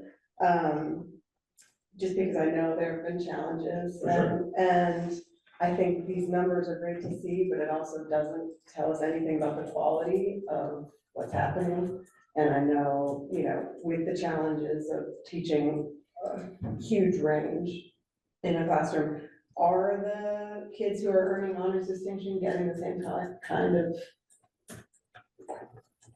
you know, experience that they would be getting in an honors class? That's a great question, and not to be funny, but that's part of what I was saying, who's teaching that honors class? Right, no, you know? and Right. With that as an aside, yeah, what is the experience that they get? For sure. because you can get the honors distinction, but Yes. I don't know what it means Right. exactly. Yeah, okay. Well, And I know that's something that you're working on and Yeah. trying to make sure that it does mean would you like to a lot. meet the teachers? I would definitely like to. Do we list students who've won honors distinctions? Do they get listed somewhere? The honor roll. Other than the honor distinctions, it gets you, it weights your grade higher. Yes. So you're on the honor roll? No, your honor, anyone can get on the honor roll. The honors distinction, in the old days, an honors class was weighted 1.1. 1.1 instead of, or 110% instead of 100%. So now if you get the honors distinction, then your grade gets more weight. But my point is there, Yeah, then do we you're. publicize the success that students have achieved? Do they get recognition? We have a high honor roll and honor roll, and that's based on your grades, which are. But not based on how many honors courses you take. Yeah. Should it be? Why not? I don't know that I've ever heard that, honestly. But does that make you think it wrong? I don't know that it makes it wrong. You're not gonna, saying it's wrong. it's gonna be very hard to make high honors if you don't take honors. Oh, If you get honor. leaving aside high honors and, I'm talking about honors distinction. What you saying, yeah, celebrating it. Should they be celebrated in a public way? Should somebody who gets honors distinction is in the, you know, a high needs group be celebrated? Good question. Yeah, It seems. maybe it's a bit of a incentive for others to get their name on the list that's on the. Good question. One of the things we've learned is rolling out too many things at once. Let's get this straight and then see where we move from here. Yeah. Yeah. Also, can I just say, in terms of hearing from teachers, rather than hearing here in a meeting or something, I would love to have some kind of anonymous survey, Okay. if that's possible. That's possible. It's 2025. Very, I'd be more interested in seeing that than hearing from a couple. Yeah. Thank you. I'd be interested in an anonymous questionnaire. Surveys are. That's what I mean, like, In our way, they're done in schools, they're almost of no use. They Most don't people say, measure oh, response. no, I have a survey. Yeah, or this is more survey out. But a forum where somebody can anonymously convey genuine thoughts, I totally agree with. yeah, So which is it? I thought you said survey, didn't you? I did say survey, but I didn't, yeah. anonymous information. Anonymous information from teachers, anonymous feedback. Yes. Okay. Yeah. Good work on that. And if there are Yeah. specific questions that you would like an answer to from them, please. send them. Well, yeah, why don't we have the school committee email you if there is. We can get that together and then get you those answers to the questions you specifically would like to hear their perspectives on. Yeah. Thank you very much. I will comment on it, just because I think it's like, it's the best meeting, I've been to every meeting, I'm in the committee since this whole thing started, by far the best meeting I've been to at any of these.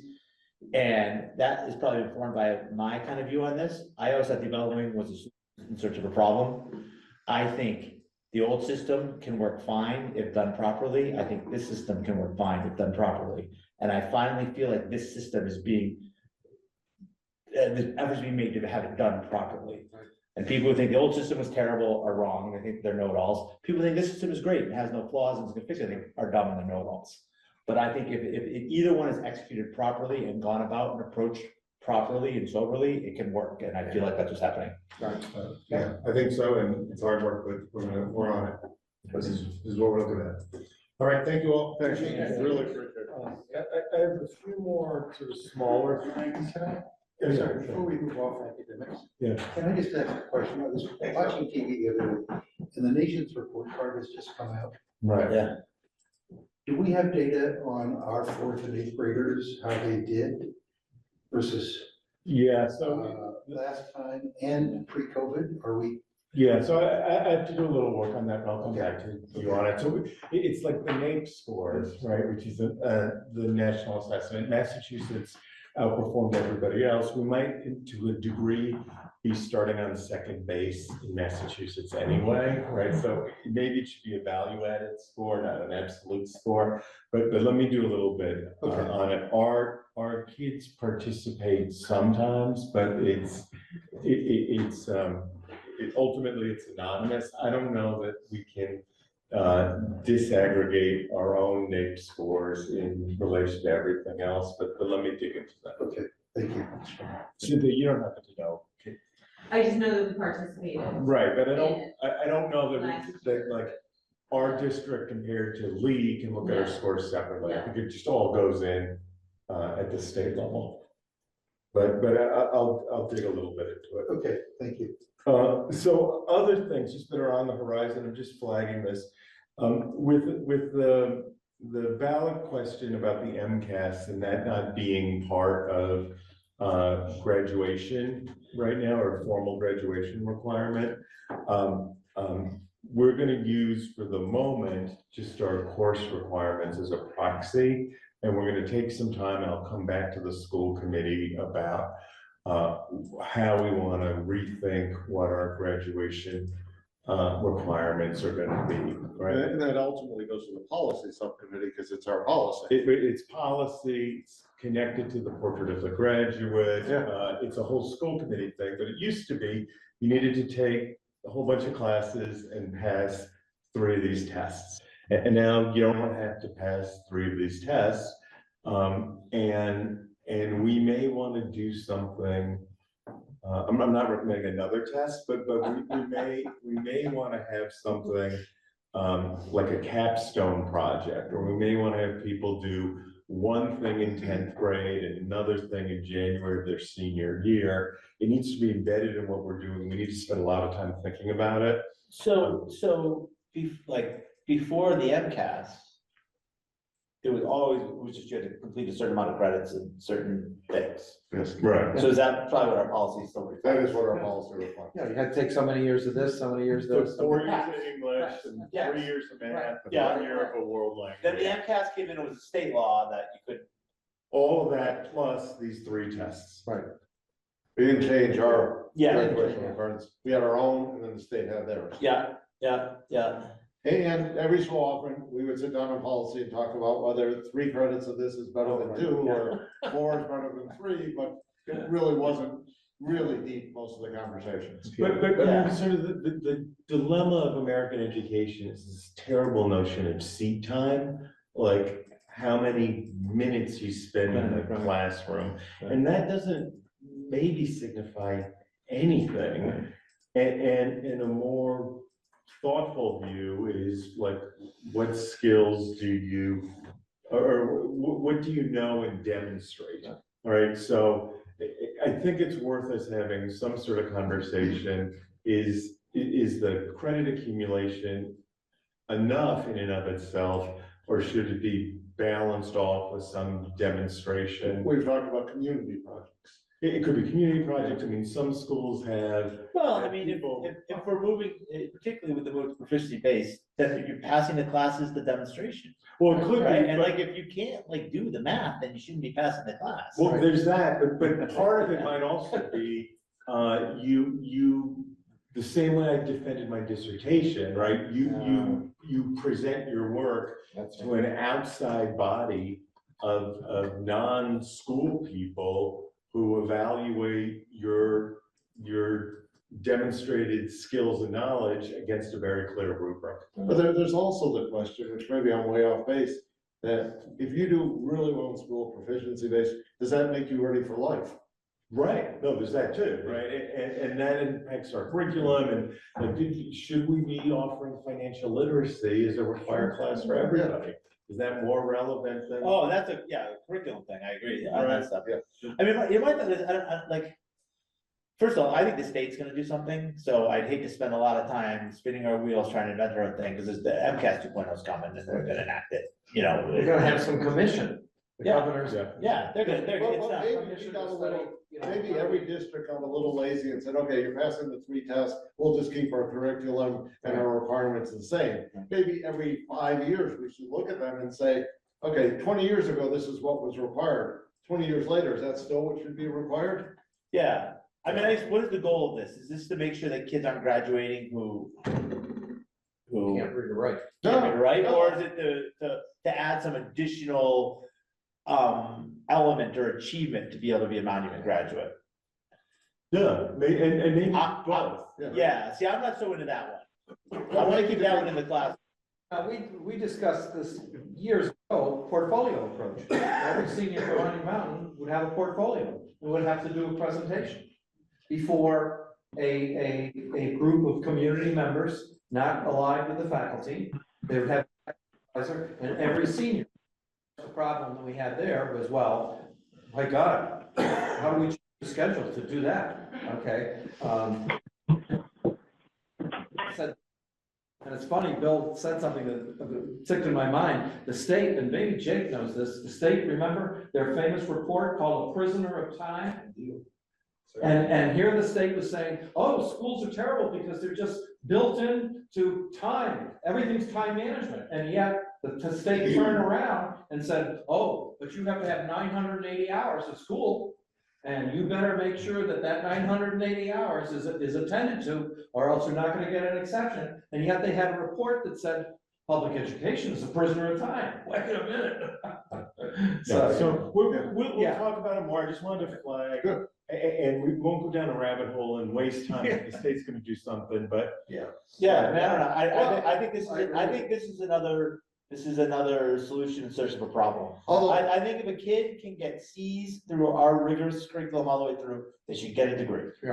No. And that should be the completing these classes and our teachers to teach these kids should be the focus of what we do in the classroom and all the other stuff, you know. You're right about everything. I think it's mutually exclusive whether there's a test or not.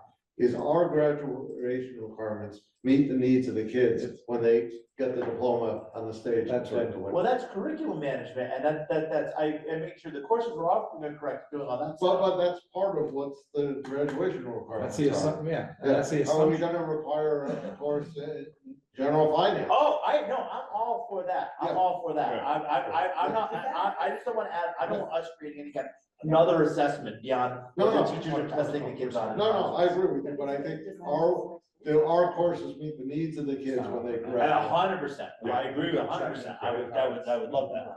And I kind of thought that's what Portrait of the Graduate was gonna do for. It is, and we're gonna keep going on this. So I just wanted to flag it, I didn't want to start a whole conversation. But we don't have to converse anymore. Maybe this Would be a great topic. would be a great topic. Yeah, so the next one, and this is important, when Cynthia started in the role, she started on a 1-year contract. Cynthia and I talked about this, and just as I renewed Jake's contract for 3 years, I am now formally renewing Cynthia's contract for 3 years. Yay, Cynthia. Good. Keep going. Yeah. Christopher came Can I in. make a motion to amend that to a 10-year contract? Christopher came in on a 3-year contract, so that's why we're not talking about it. So that's where we are on that. So the next thing I just want to talk about quickly, there's a draft calendar in your packet and you looked at it. The thing that's sort of most significant that I wanted to flag is We historically have had 4 professional development days that are full days for faculty, 2 before the start of school, and 1 on election day and 1 in March. Our neighbors in Lenox this year used the Monday and the Tuesday before Thanksgiving break to have professional development and didn't have kids come in at all. They did that by moving the election day and 1 other day. Our faculty are very committed and appreciative of the countywide work on election day. So in this calendar is a recommendation that we take the Tuesday before Thanksgiving and use that as a PD day and take away the March PD day to do it. I'm not moving as far as Lenox did, right? It's just 1 day, but I'd like to recommend that. Some people will push back and say, why are you having kids come in just 1 day before Thanksgiving? Well, I don't think you will. I think you'll have like 40% attendance, but I'm willing to vote. You're basically giving it a day off. Yeah, I don't know, and we looked at this some, and that particular attendance has not been great anyway. So we'll see, and we may work with the principals to do something really fun and exciting. Cash rewards. What? Cash for Yeah, rewards. maybe on that day. That's the big shift in the calendar. All the rest is fairly straightforward. The other one that's interesting is the way the days fall for the winter break. So the 24th and then the 25th would be holidays. The rest of that week's off. The 1st is a Thursday in the new year. And then we move the floating holiday there, so the actual next day is the 5th. So that's a little bit of a longer break. The other thing you'll notice is it looks like the last day is the 22nd, but it's not really the 22nd.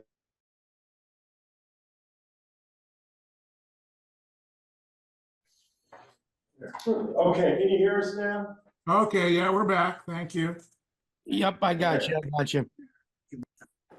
Thank you, everyone. We're on the calendar now. We are talking about the calendar. Okay, so Andy, did you have a question about the calendar? No, I raised my hand to kind of let you guys know that We were muted. we were in Yeah. trouble. I know. Thank you, Andy. So I was just wondering about. was the half day, I didn't put it in as a half day. I don't know how half days work. Can you just put as many half days as you want, or no? I mean, technically, yes, but it's a little bit bad form. They don't count, half days count as full instructional days. Right. But I don't know. What about the 23rd is your all-day PD instead of the Thanksgiving one? I mean, if you're gonna have, I think if you're gonna have a 1-day holiday week, Christmas is more amenable to that, the way the calendar falls here. It feels like a lot in my mind to have the full day, the 23rd, and then you're like, oh, tomorrow's. But I mean, the good news with that is you have the week off after that too. right. Yeah, but That's people true. need to get I places don't like that. know. I could just imagine being half day. No, Is the preference to have PD days earlier in the year? Am I misreading that? Is that better or does it make a difference? Unless all the teachers. Yeah, I mean, I don't know, I mean, part of me wanted to spread it out. There was a lot of buzz around what our neighbors did and people were excited about it. So there was a lot of buzz and people were excited about it. At the same time, I also believe, and people have told me they really value the election day, right? So I didn't want to pull that one. My solution may be imperfect. I did, and then the other two, the 2 days before the start of school are widely seen as essential, right? Yeah, we've talked about that in negotiations and they're well liked. Yeah. We're not. So you're moving the one from March, all you're doing is moving the one from March to November. I'm moving the one from March to November. Right, okay. So explain to me what the, maybe I said, so why? Well, why is November, all we're moving is one day from March to November. I don't have a problem with that. But I assumed it was because like having it earlier in the year was the reason. I think to give the kids a little longer vacation at Thanksgiving, where previously. Well, I'm not, that's not. Well, that's the reason. Lennox did it and it was well publicized and it was well received. This is like a compromise. It's 50% longer and that's good. I think Peter's saying it's well publicized because the teachers got a lot out of it, or you're saying it's because the kids liked having more time off? No, I think both, right? So I think the teachers appreciated the day and it's relatively early in the year.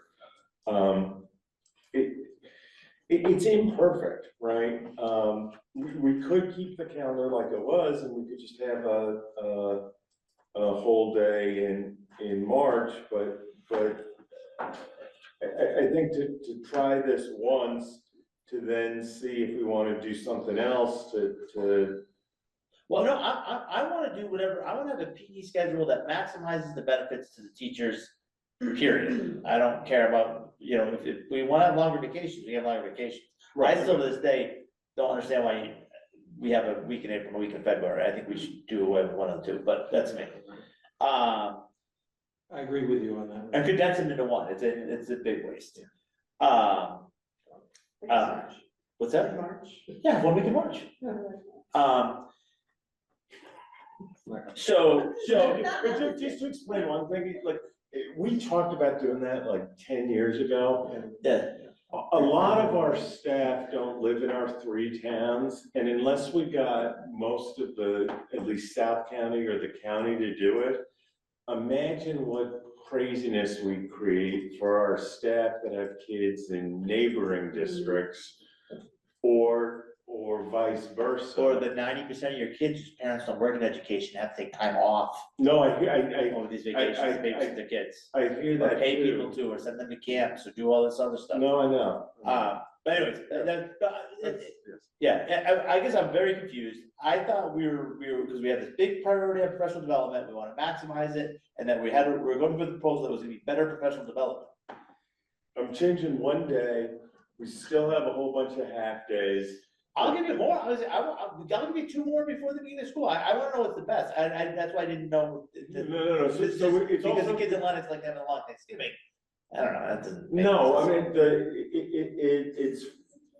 I think there are 2, maybe 3 reasons. It's front loading a PD day.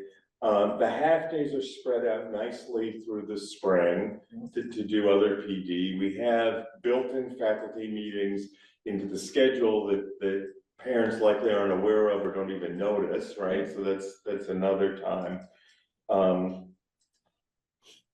It's like a little experiment to see if it's interesting and potentially, depending on how it goes and how we like it, there may be room to do something to expand it in the future.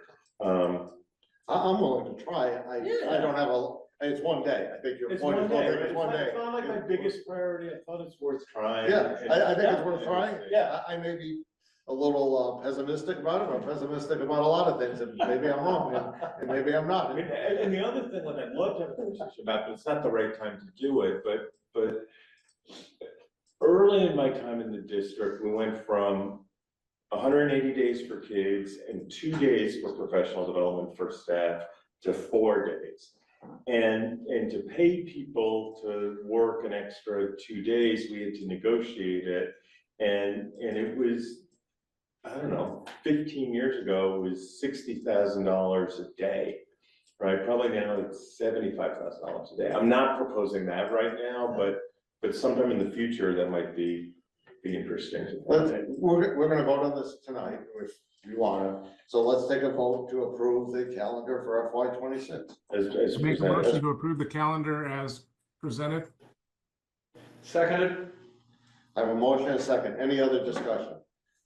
I'm just wondering, I know Jewish holidays aren't listed here, but is there a way to make sure that people are aware, teachers are aware, and things aren't scheduled. I know we talked about this before. Yeah, every year I send out to all the staff and all the principals a list from the Jewish Federation of all the holidays with a really clear message that, like, don't schedule major work on these significant days, and we need to do better on that. People need to, I'm transmitting it, clearly not everybody's hearing it, Right. and we need to transmit it better and remind people about it. It's tests, it's sporting events, it's extracurricular activities. Right. And there are people in the district who really try hard. There are other people who just, it's over their head. They just don't think about it, and they need to. And then when we have a new website, is there an opportunity to have a calendar that people are, cross-referencing? Yeah, and I'll say this because I was involved in, one year, one of our superintendents before Peter put the Jewish holidays on this calendar. Mhm. There were some grumpy people about that because they wanted the Muslim holidays, Well, Catholic holiday. yeah. We wouldn't have been able to have it on one page. It was like, okay, never mind. We're just trying to help people realize that there are other holidays. So, but I will say this, on the new website, which is on here at some point, hopefully we'll have a really good calendar that makes things clear about everything the district does. Yes. I'll talk about Which is 30 years in the making. But All right. okay, so we have a motion and a second for the calendar. Roll call, Allison. She's still on? She's still on? Yep. Yes, Allison? Just gotta unmute yourself, Allison. You're muted. Okay, Jason. Yes. Thank you. Andy. Aye. Bill. Yes. Bill. Yes. Diane.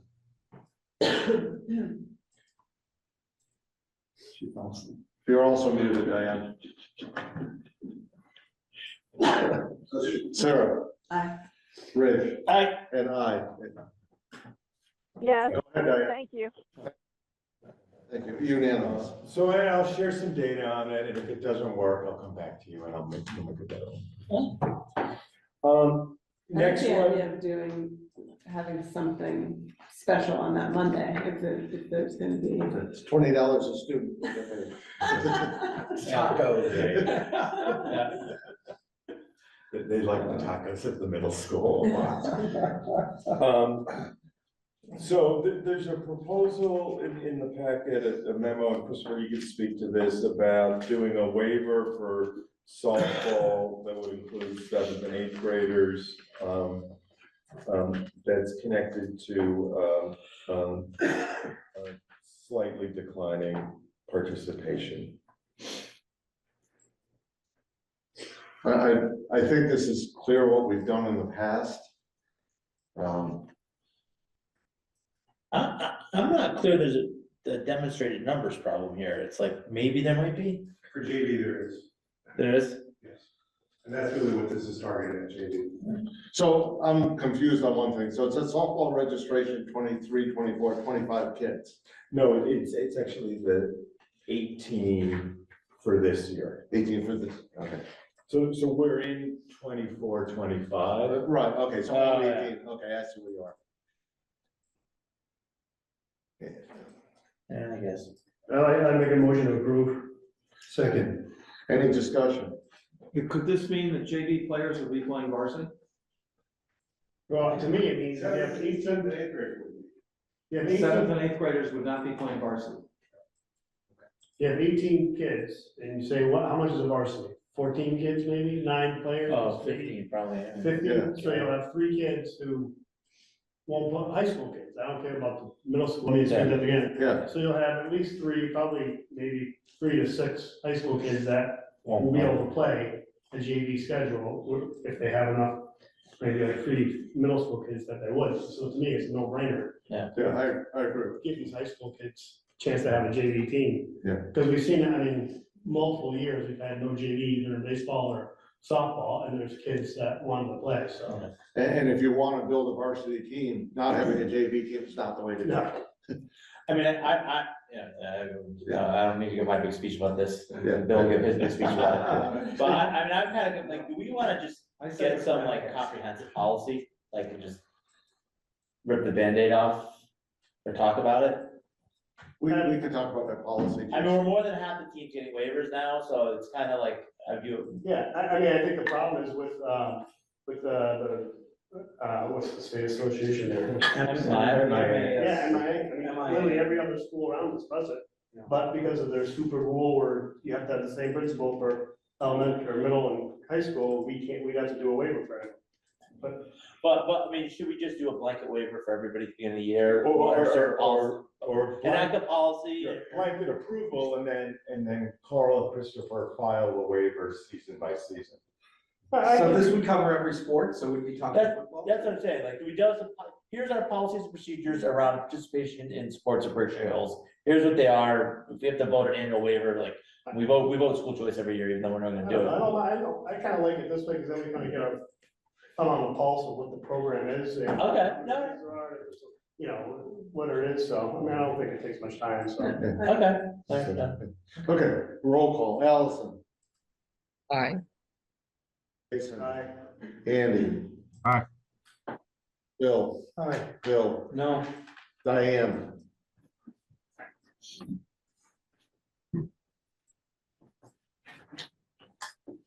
Sarah. Aye. Rich. Aye. And I, with one no vote, and I believe there were 8 yes votes. Great. So then our standing update on DEIB, nothing that we haven't, discussed. Moving ahead to subcommittee reports, policy has a date, Jason, correct? But yeah, next week, next Thursday, I think, the 6th. Building and grounds has not met. Thank you, superintendent's evaluation has not met. No, we're gonna schedule that. Finance, Rich. We met earlier today and got a very detailed, thoughtful presentation from Sharon and Peter. Starting with well, first of all, a big overview of where we're at, with the health insurance, which you may have read in the paper, but is not good news. There's gonna be a 16% increase to our health insurance, which will have a tremendous impact on the budget, tremendous, but is beyond our control, essentially. If you need more details on that, Sharon can give you, she has a memo on it, but also, however she wants to do it, but she had a really well done memo for us that explains it. Doesn't make it any easier to take, but you understand it. And then kind of walk through, what, our level services budget would be, essentially, if we did the same thing next year. And given all the dynamics, not just the health insurance, but other things, obviously rising labor costs associated with the new contract and other matters that I will speak for the finance committee. The level staffing, level funded budget is almost a non-starter, not even worth like presenting to the full committee. The administration is already ahead of us on that. And they vetted one proposal with us, which they're continuing to refine, and so present at our next school committee meeting. But this budget's gonna take a lot of thought and analysis from the school committee because there's a lot of difficult decisions to be made in it. The good thing is the administration's already way ahead of us and kind of hitting the challenges head on. But we'll get presented that budget with their proposal at our next meeting. Take 1 second while Sure. we're finance.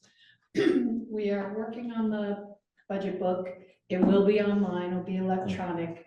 But I want to take this opportunity to ask people if they want hard copy books, because we need to make them. And then there's a thin one and a thick one. I'd like a thin one. I'll take a thin one, please. Yeah, I could use a thin one. Yeah, me too. I'll take a thick one. About thin these days. Andy, sorry, just say it again, thin or thick? I said I'm all about thin these days. That's what we like to hear. Allison, would you like a thin or thick budget book? Thin, Okay, great. please. And Diane, we're having trouble with the muting, but text me what kind of book you'd like. Jason, did you say small?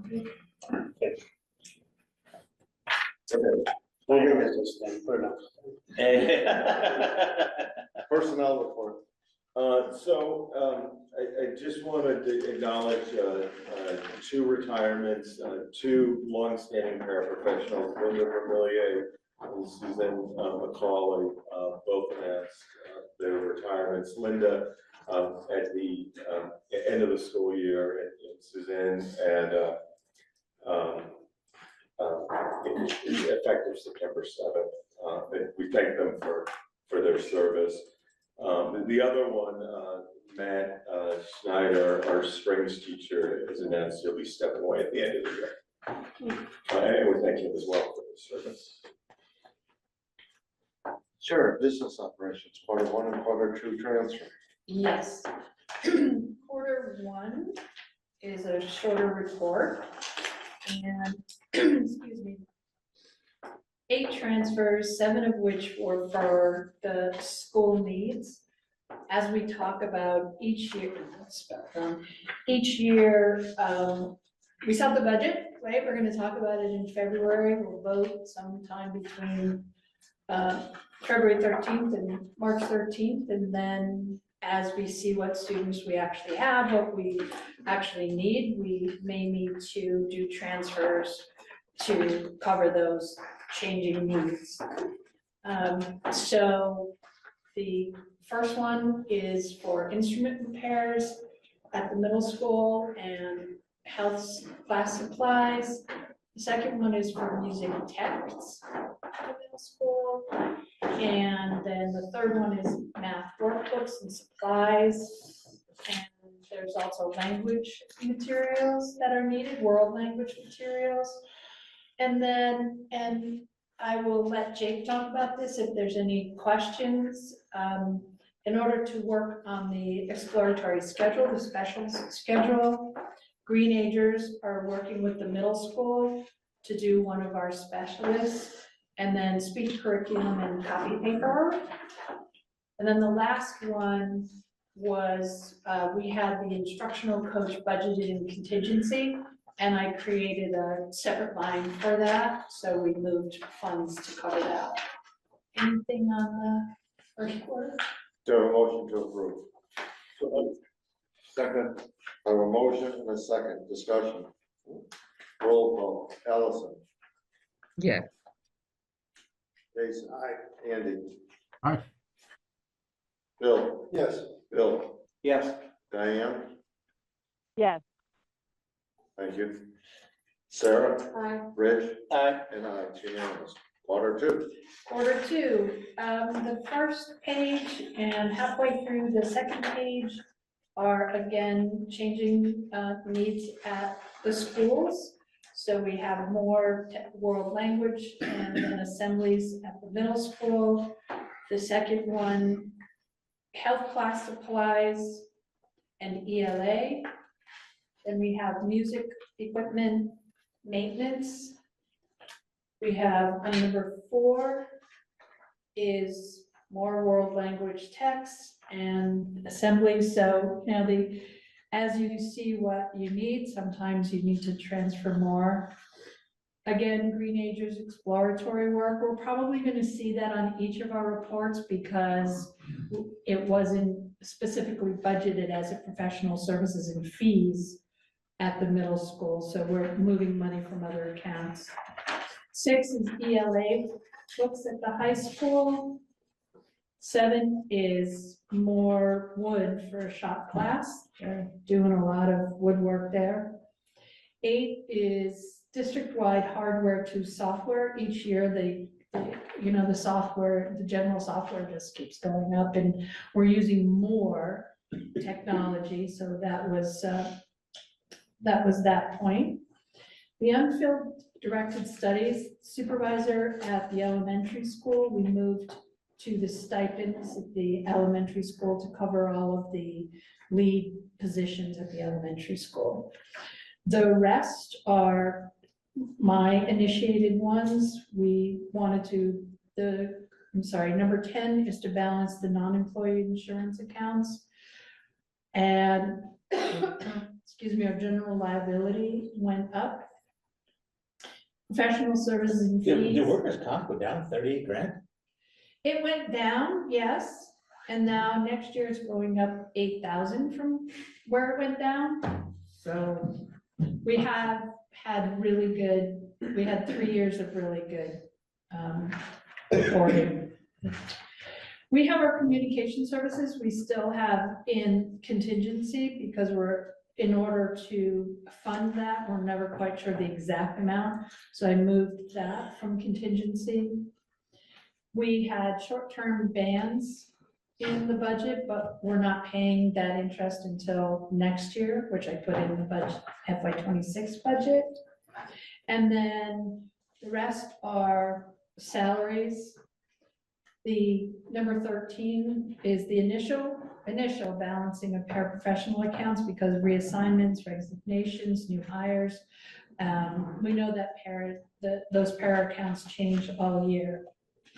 And then the contract for the Unit A was finalized after we set the budget. So this number 14 is to handle all of that. Most of that's coming out of the contingency. And then finally, also the independents and administrators are known, their increases are known after the budget is set. So number 15 moved all of that moved money to cover all of that. Have a motion to approve order 2 transfers. So moved. Second. Have a motion second, discussion. Hearing none, seeing none. Allison. Aye. Jason. Aye. Andy. Aye. Yes. Bill. Yes. Diane.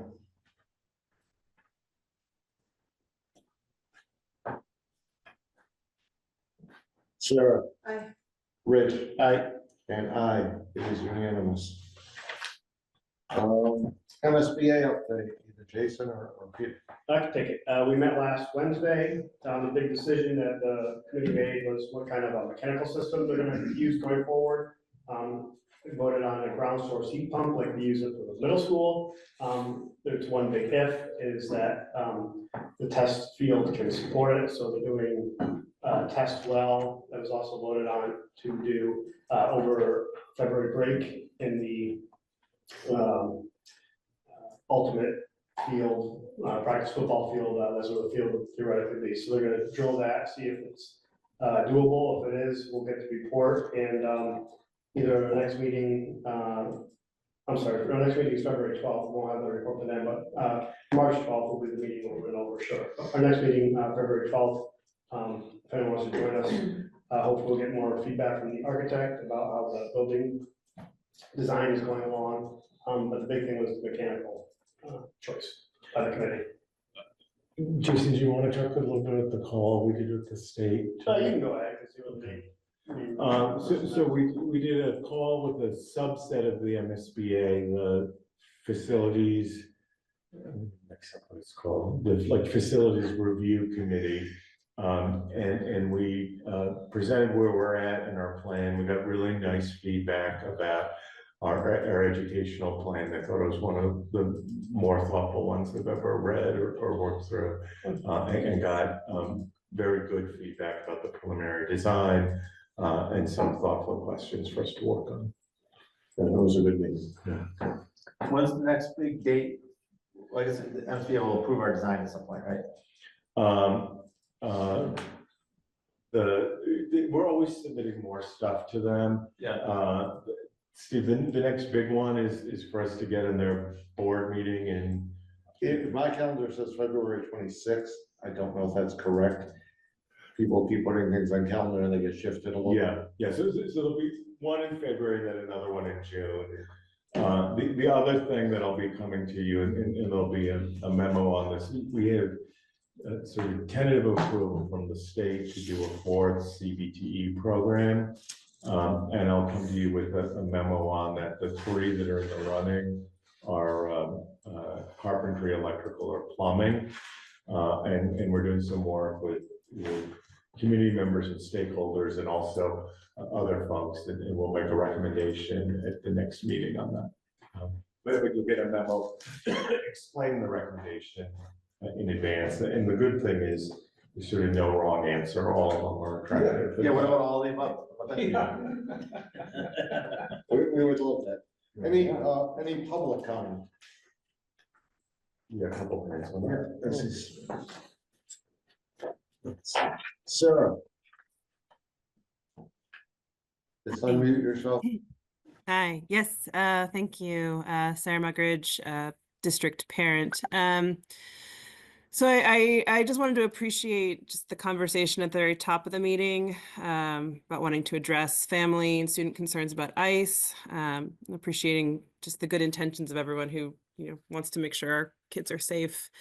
But I am disappointed by what's kind of feeling like a slow response here. And honestly, it's a little bit hard to be sitting here as a parent right now, hearing that there's actually nothing to talk about regarding any DEIB updates or happenings at the schools. So I just want to register that and quickly say that there's really not anything complicated or requiring an extra one sheet about the guidelines that were sent out last week by the Attorney General, or the NEA guidelines that say basically the same thing that were public prior to that.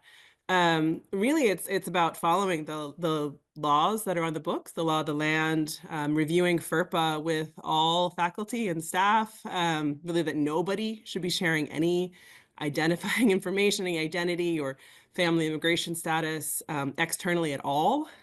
So those are just guidelines say review that. The guidelines say that anyone entering the building with any documentation should be told to wait until the superintendent can be involved and review it fully with legal counsel, which actually, we've kind of went through this last year. And then the other piece is that parents would be contacted immediately. So those are really quick things that, I think we could expect that that's happening in all schools with all of the staff, and maybe it is, but it would be something that I think we would like to know, that that's the case, that the law is being followed in this instance. And there's also nothing complicated about things like mandated reporting. So any instances, I'm hearing reports about bus drivers being involved in some targeted harassment of students, and in the Commonwealth, they're caregivers, and any verbal abuse is subject to mandated reporting laws. So that's also a pretty clear one with what's on the books.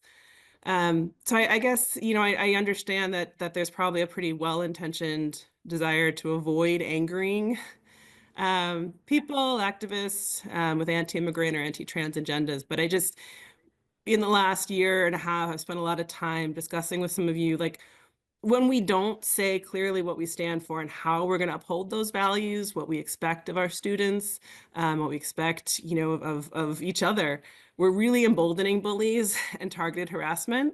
I think prevention here is really important. So I guess, I'm not just, would love to hear more, would love really as a parent and member of the community to just say that we're looking at you all to lead in this, and not follow or not wait and see. Thank you. Thank you, sir. Steve, can I just? Yeah, So sometimes I don't respond to comments. I will in this case. All staff were informed and received the Attorney General's memo, as well as a parallel one that we wrote ourselves and got feedback from the school's attorney. So people are very aware of the procedures around reporting. We spent a little extra time with front office people who are most likely to encounter anybody. And it's down to the granular detail of looking at samples of warrants and which kind of warrants are appropriate and which aren't. So I feel from a staff perspective, we've done a really thorough job. I think we can communicate it better. My thinking was sharing a 10 to 15 page document with non-native English speakers, while we were waiting to get translated ones, could be overwhelming. So that's why I'm trying to get quite simplified ones. As I mentioned, again, at the beginning of the meeting, we're meeting with the CAPE group on Tuesday, and after that, there'll be some additional communication to families in the broader school community. We've also worked with the bus company, and it's interesting, as the meeting was started, I got several emails that were unfounded and really just a rumor. The bus company has done their own communication to their own employees about how their primary role is to support students, and they should follow the same guidelines around notification and non-disclosure of any information. So I think the district and the bus company are on the same page there. Thank you, Erica. Thanks, Erica. I forget what I have to say. Erica, Milky, and Housatonic. Yeah, I was also, I mean, Peter, I know a lot of the efforts that you're taking. It is so disheartening to see the standing item and then have you say that there's nothing to report. There's so much going on and so many people not feeling safe. And we talked a lot about attendance during the school meeting. Like there's so many different communities that DEI encompasses that, you know, it tries to address issues of that are not feeling safe or comfortable or secure going to school. Like, I mean, I know families that are struggling with that, and a piece of that is communicating clearly to the families that are most affected, certainly. And also, yeah, I mean, there's a difference between no communication and including during a DEI update saying there's nothing to report, and you know, avoiding stirring up conservative people who are looking for an excuse to fight something. I had seen a friend of mine that works in a different school district shared with us something that was shared with all of her staff, that it was a 5-page final guidance for K through 12 schools about information to protect students and their information. It was 5 pages. It was relatively simple. And I feel like if we're trying to, I don't know. I think it's doing an injustice to families if we're trying to withhold information or simplify assuming what they need. And I also think it's, I think an interesting thing to think of is I keep thinking, I was talking with a friend of mine in preparation for this meeting. And, you know, I'm always on here thinking that I'm advocating for people that are not me. And this friend reminded me that actually, in fact, you know, my son is half Mexican and his dad is not a United States citizen. His dad lives in Mexico, has never left Mexico. At what point, while my son gets on the Massini bus, do I need to have him have a birth certificate on him as proof that he is a US citizen before he's targeted because of his last name? I mean, this birthright citizenship, there's just so much stuff I need to know as a parent that my son is safe. I assume he is, but I don't know. There's just so many things. And I feel like I understand we don't want to rally opposing forces, but we really need to know more, and we need to be communicating clearly to people where we stand. I think now is exactly the time to communicate where we stand and how we're keeping everyone safe. Thank you. Thank you.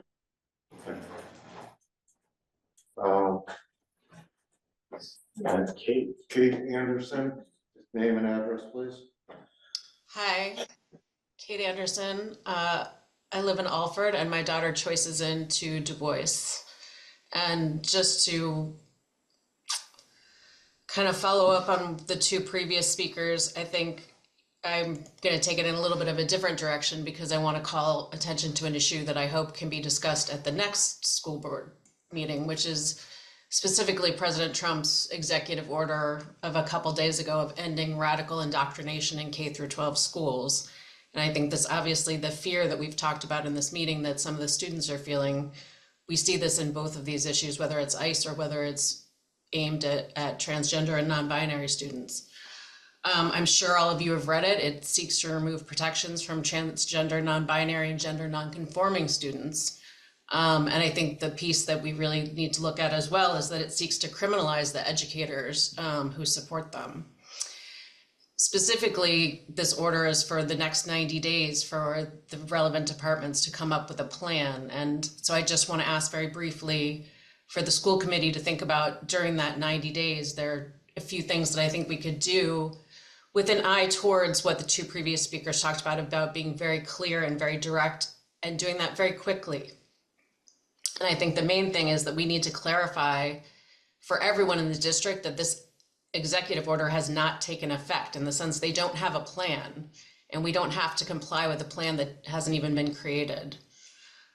Second, I would ask you to publicize any guidance that you get from the Department of Education, the governor, and the AG's office. If we see, we've seen this kind of in online and from other educators, what the AG suggested for the ICE proposal, and I'd like to see that for this issue.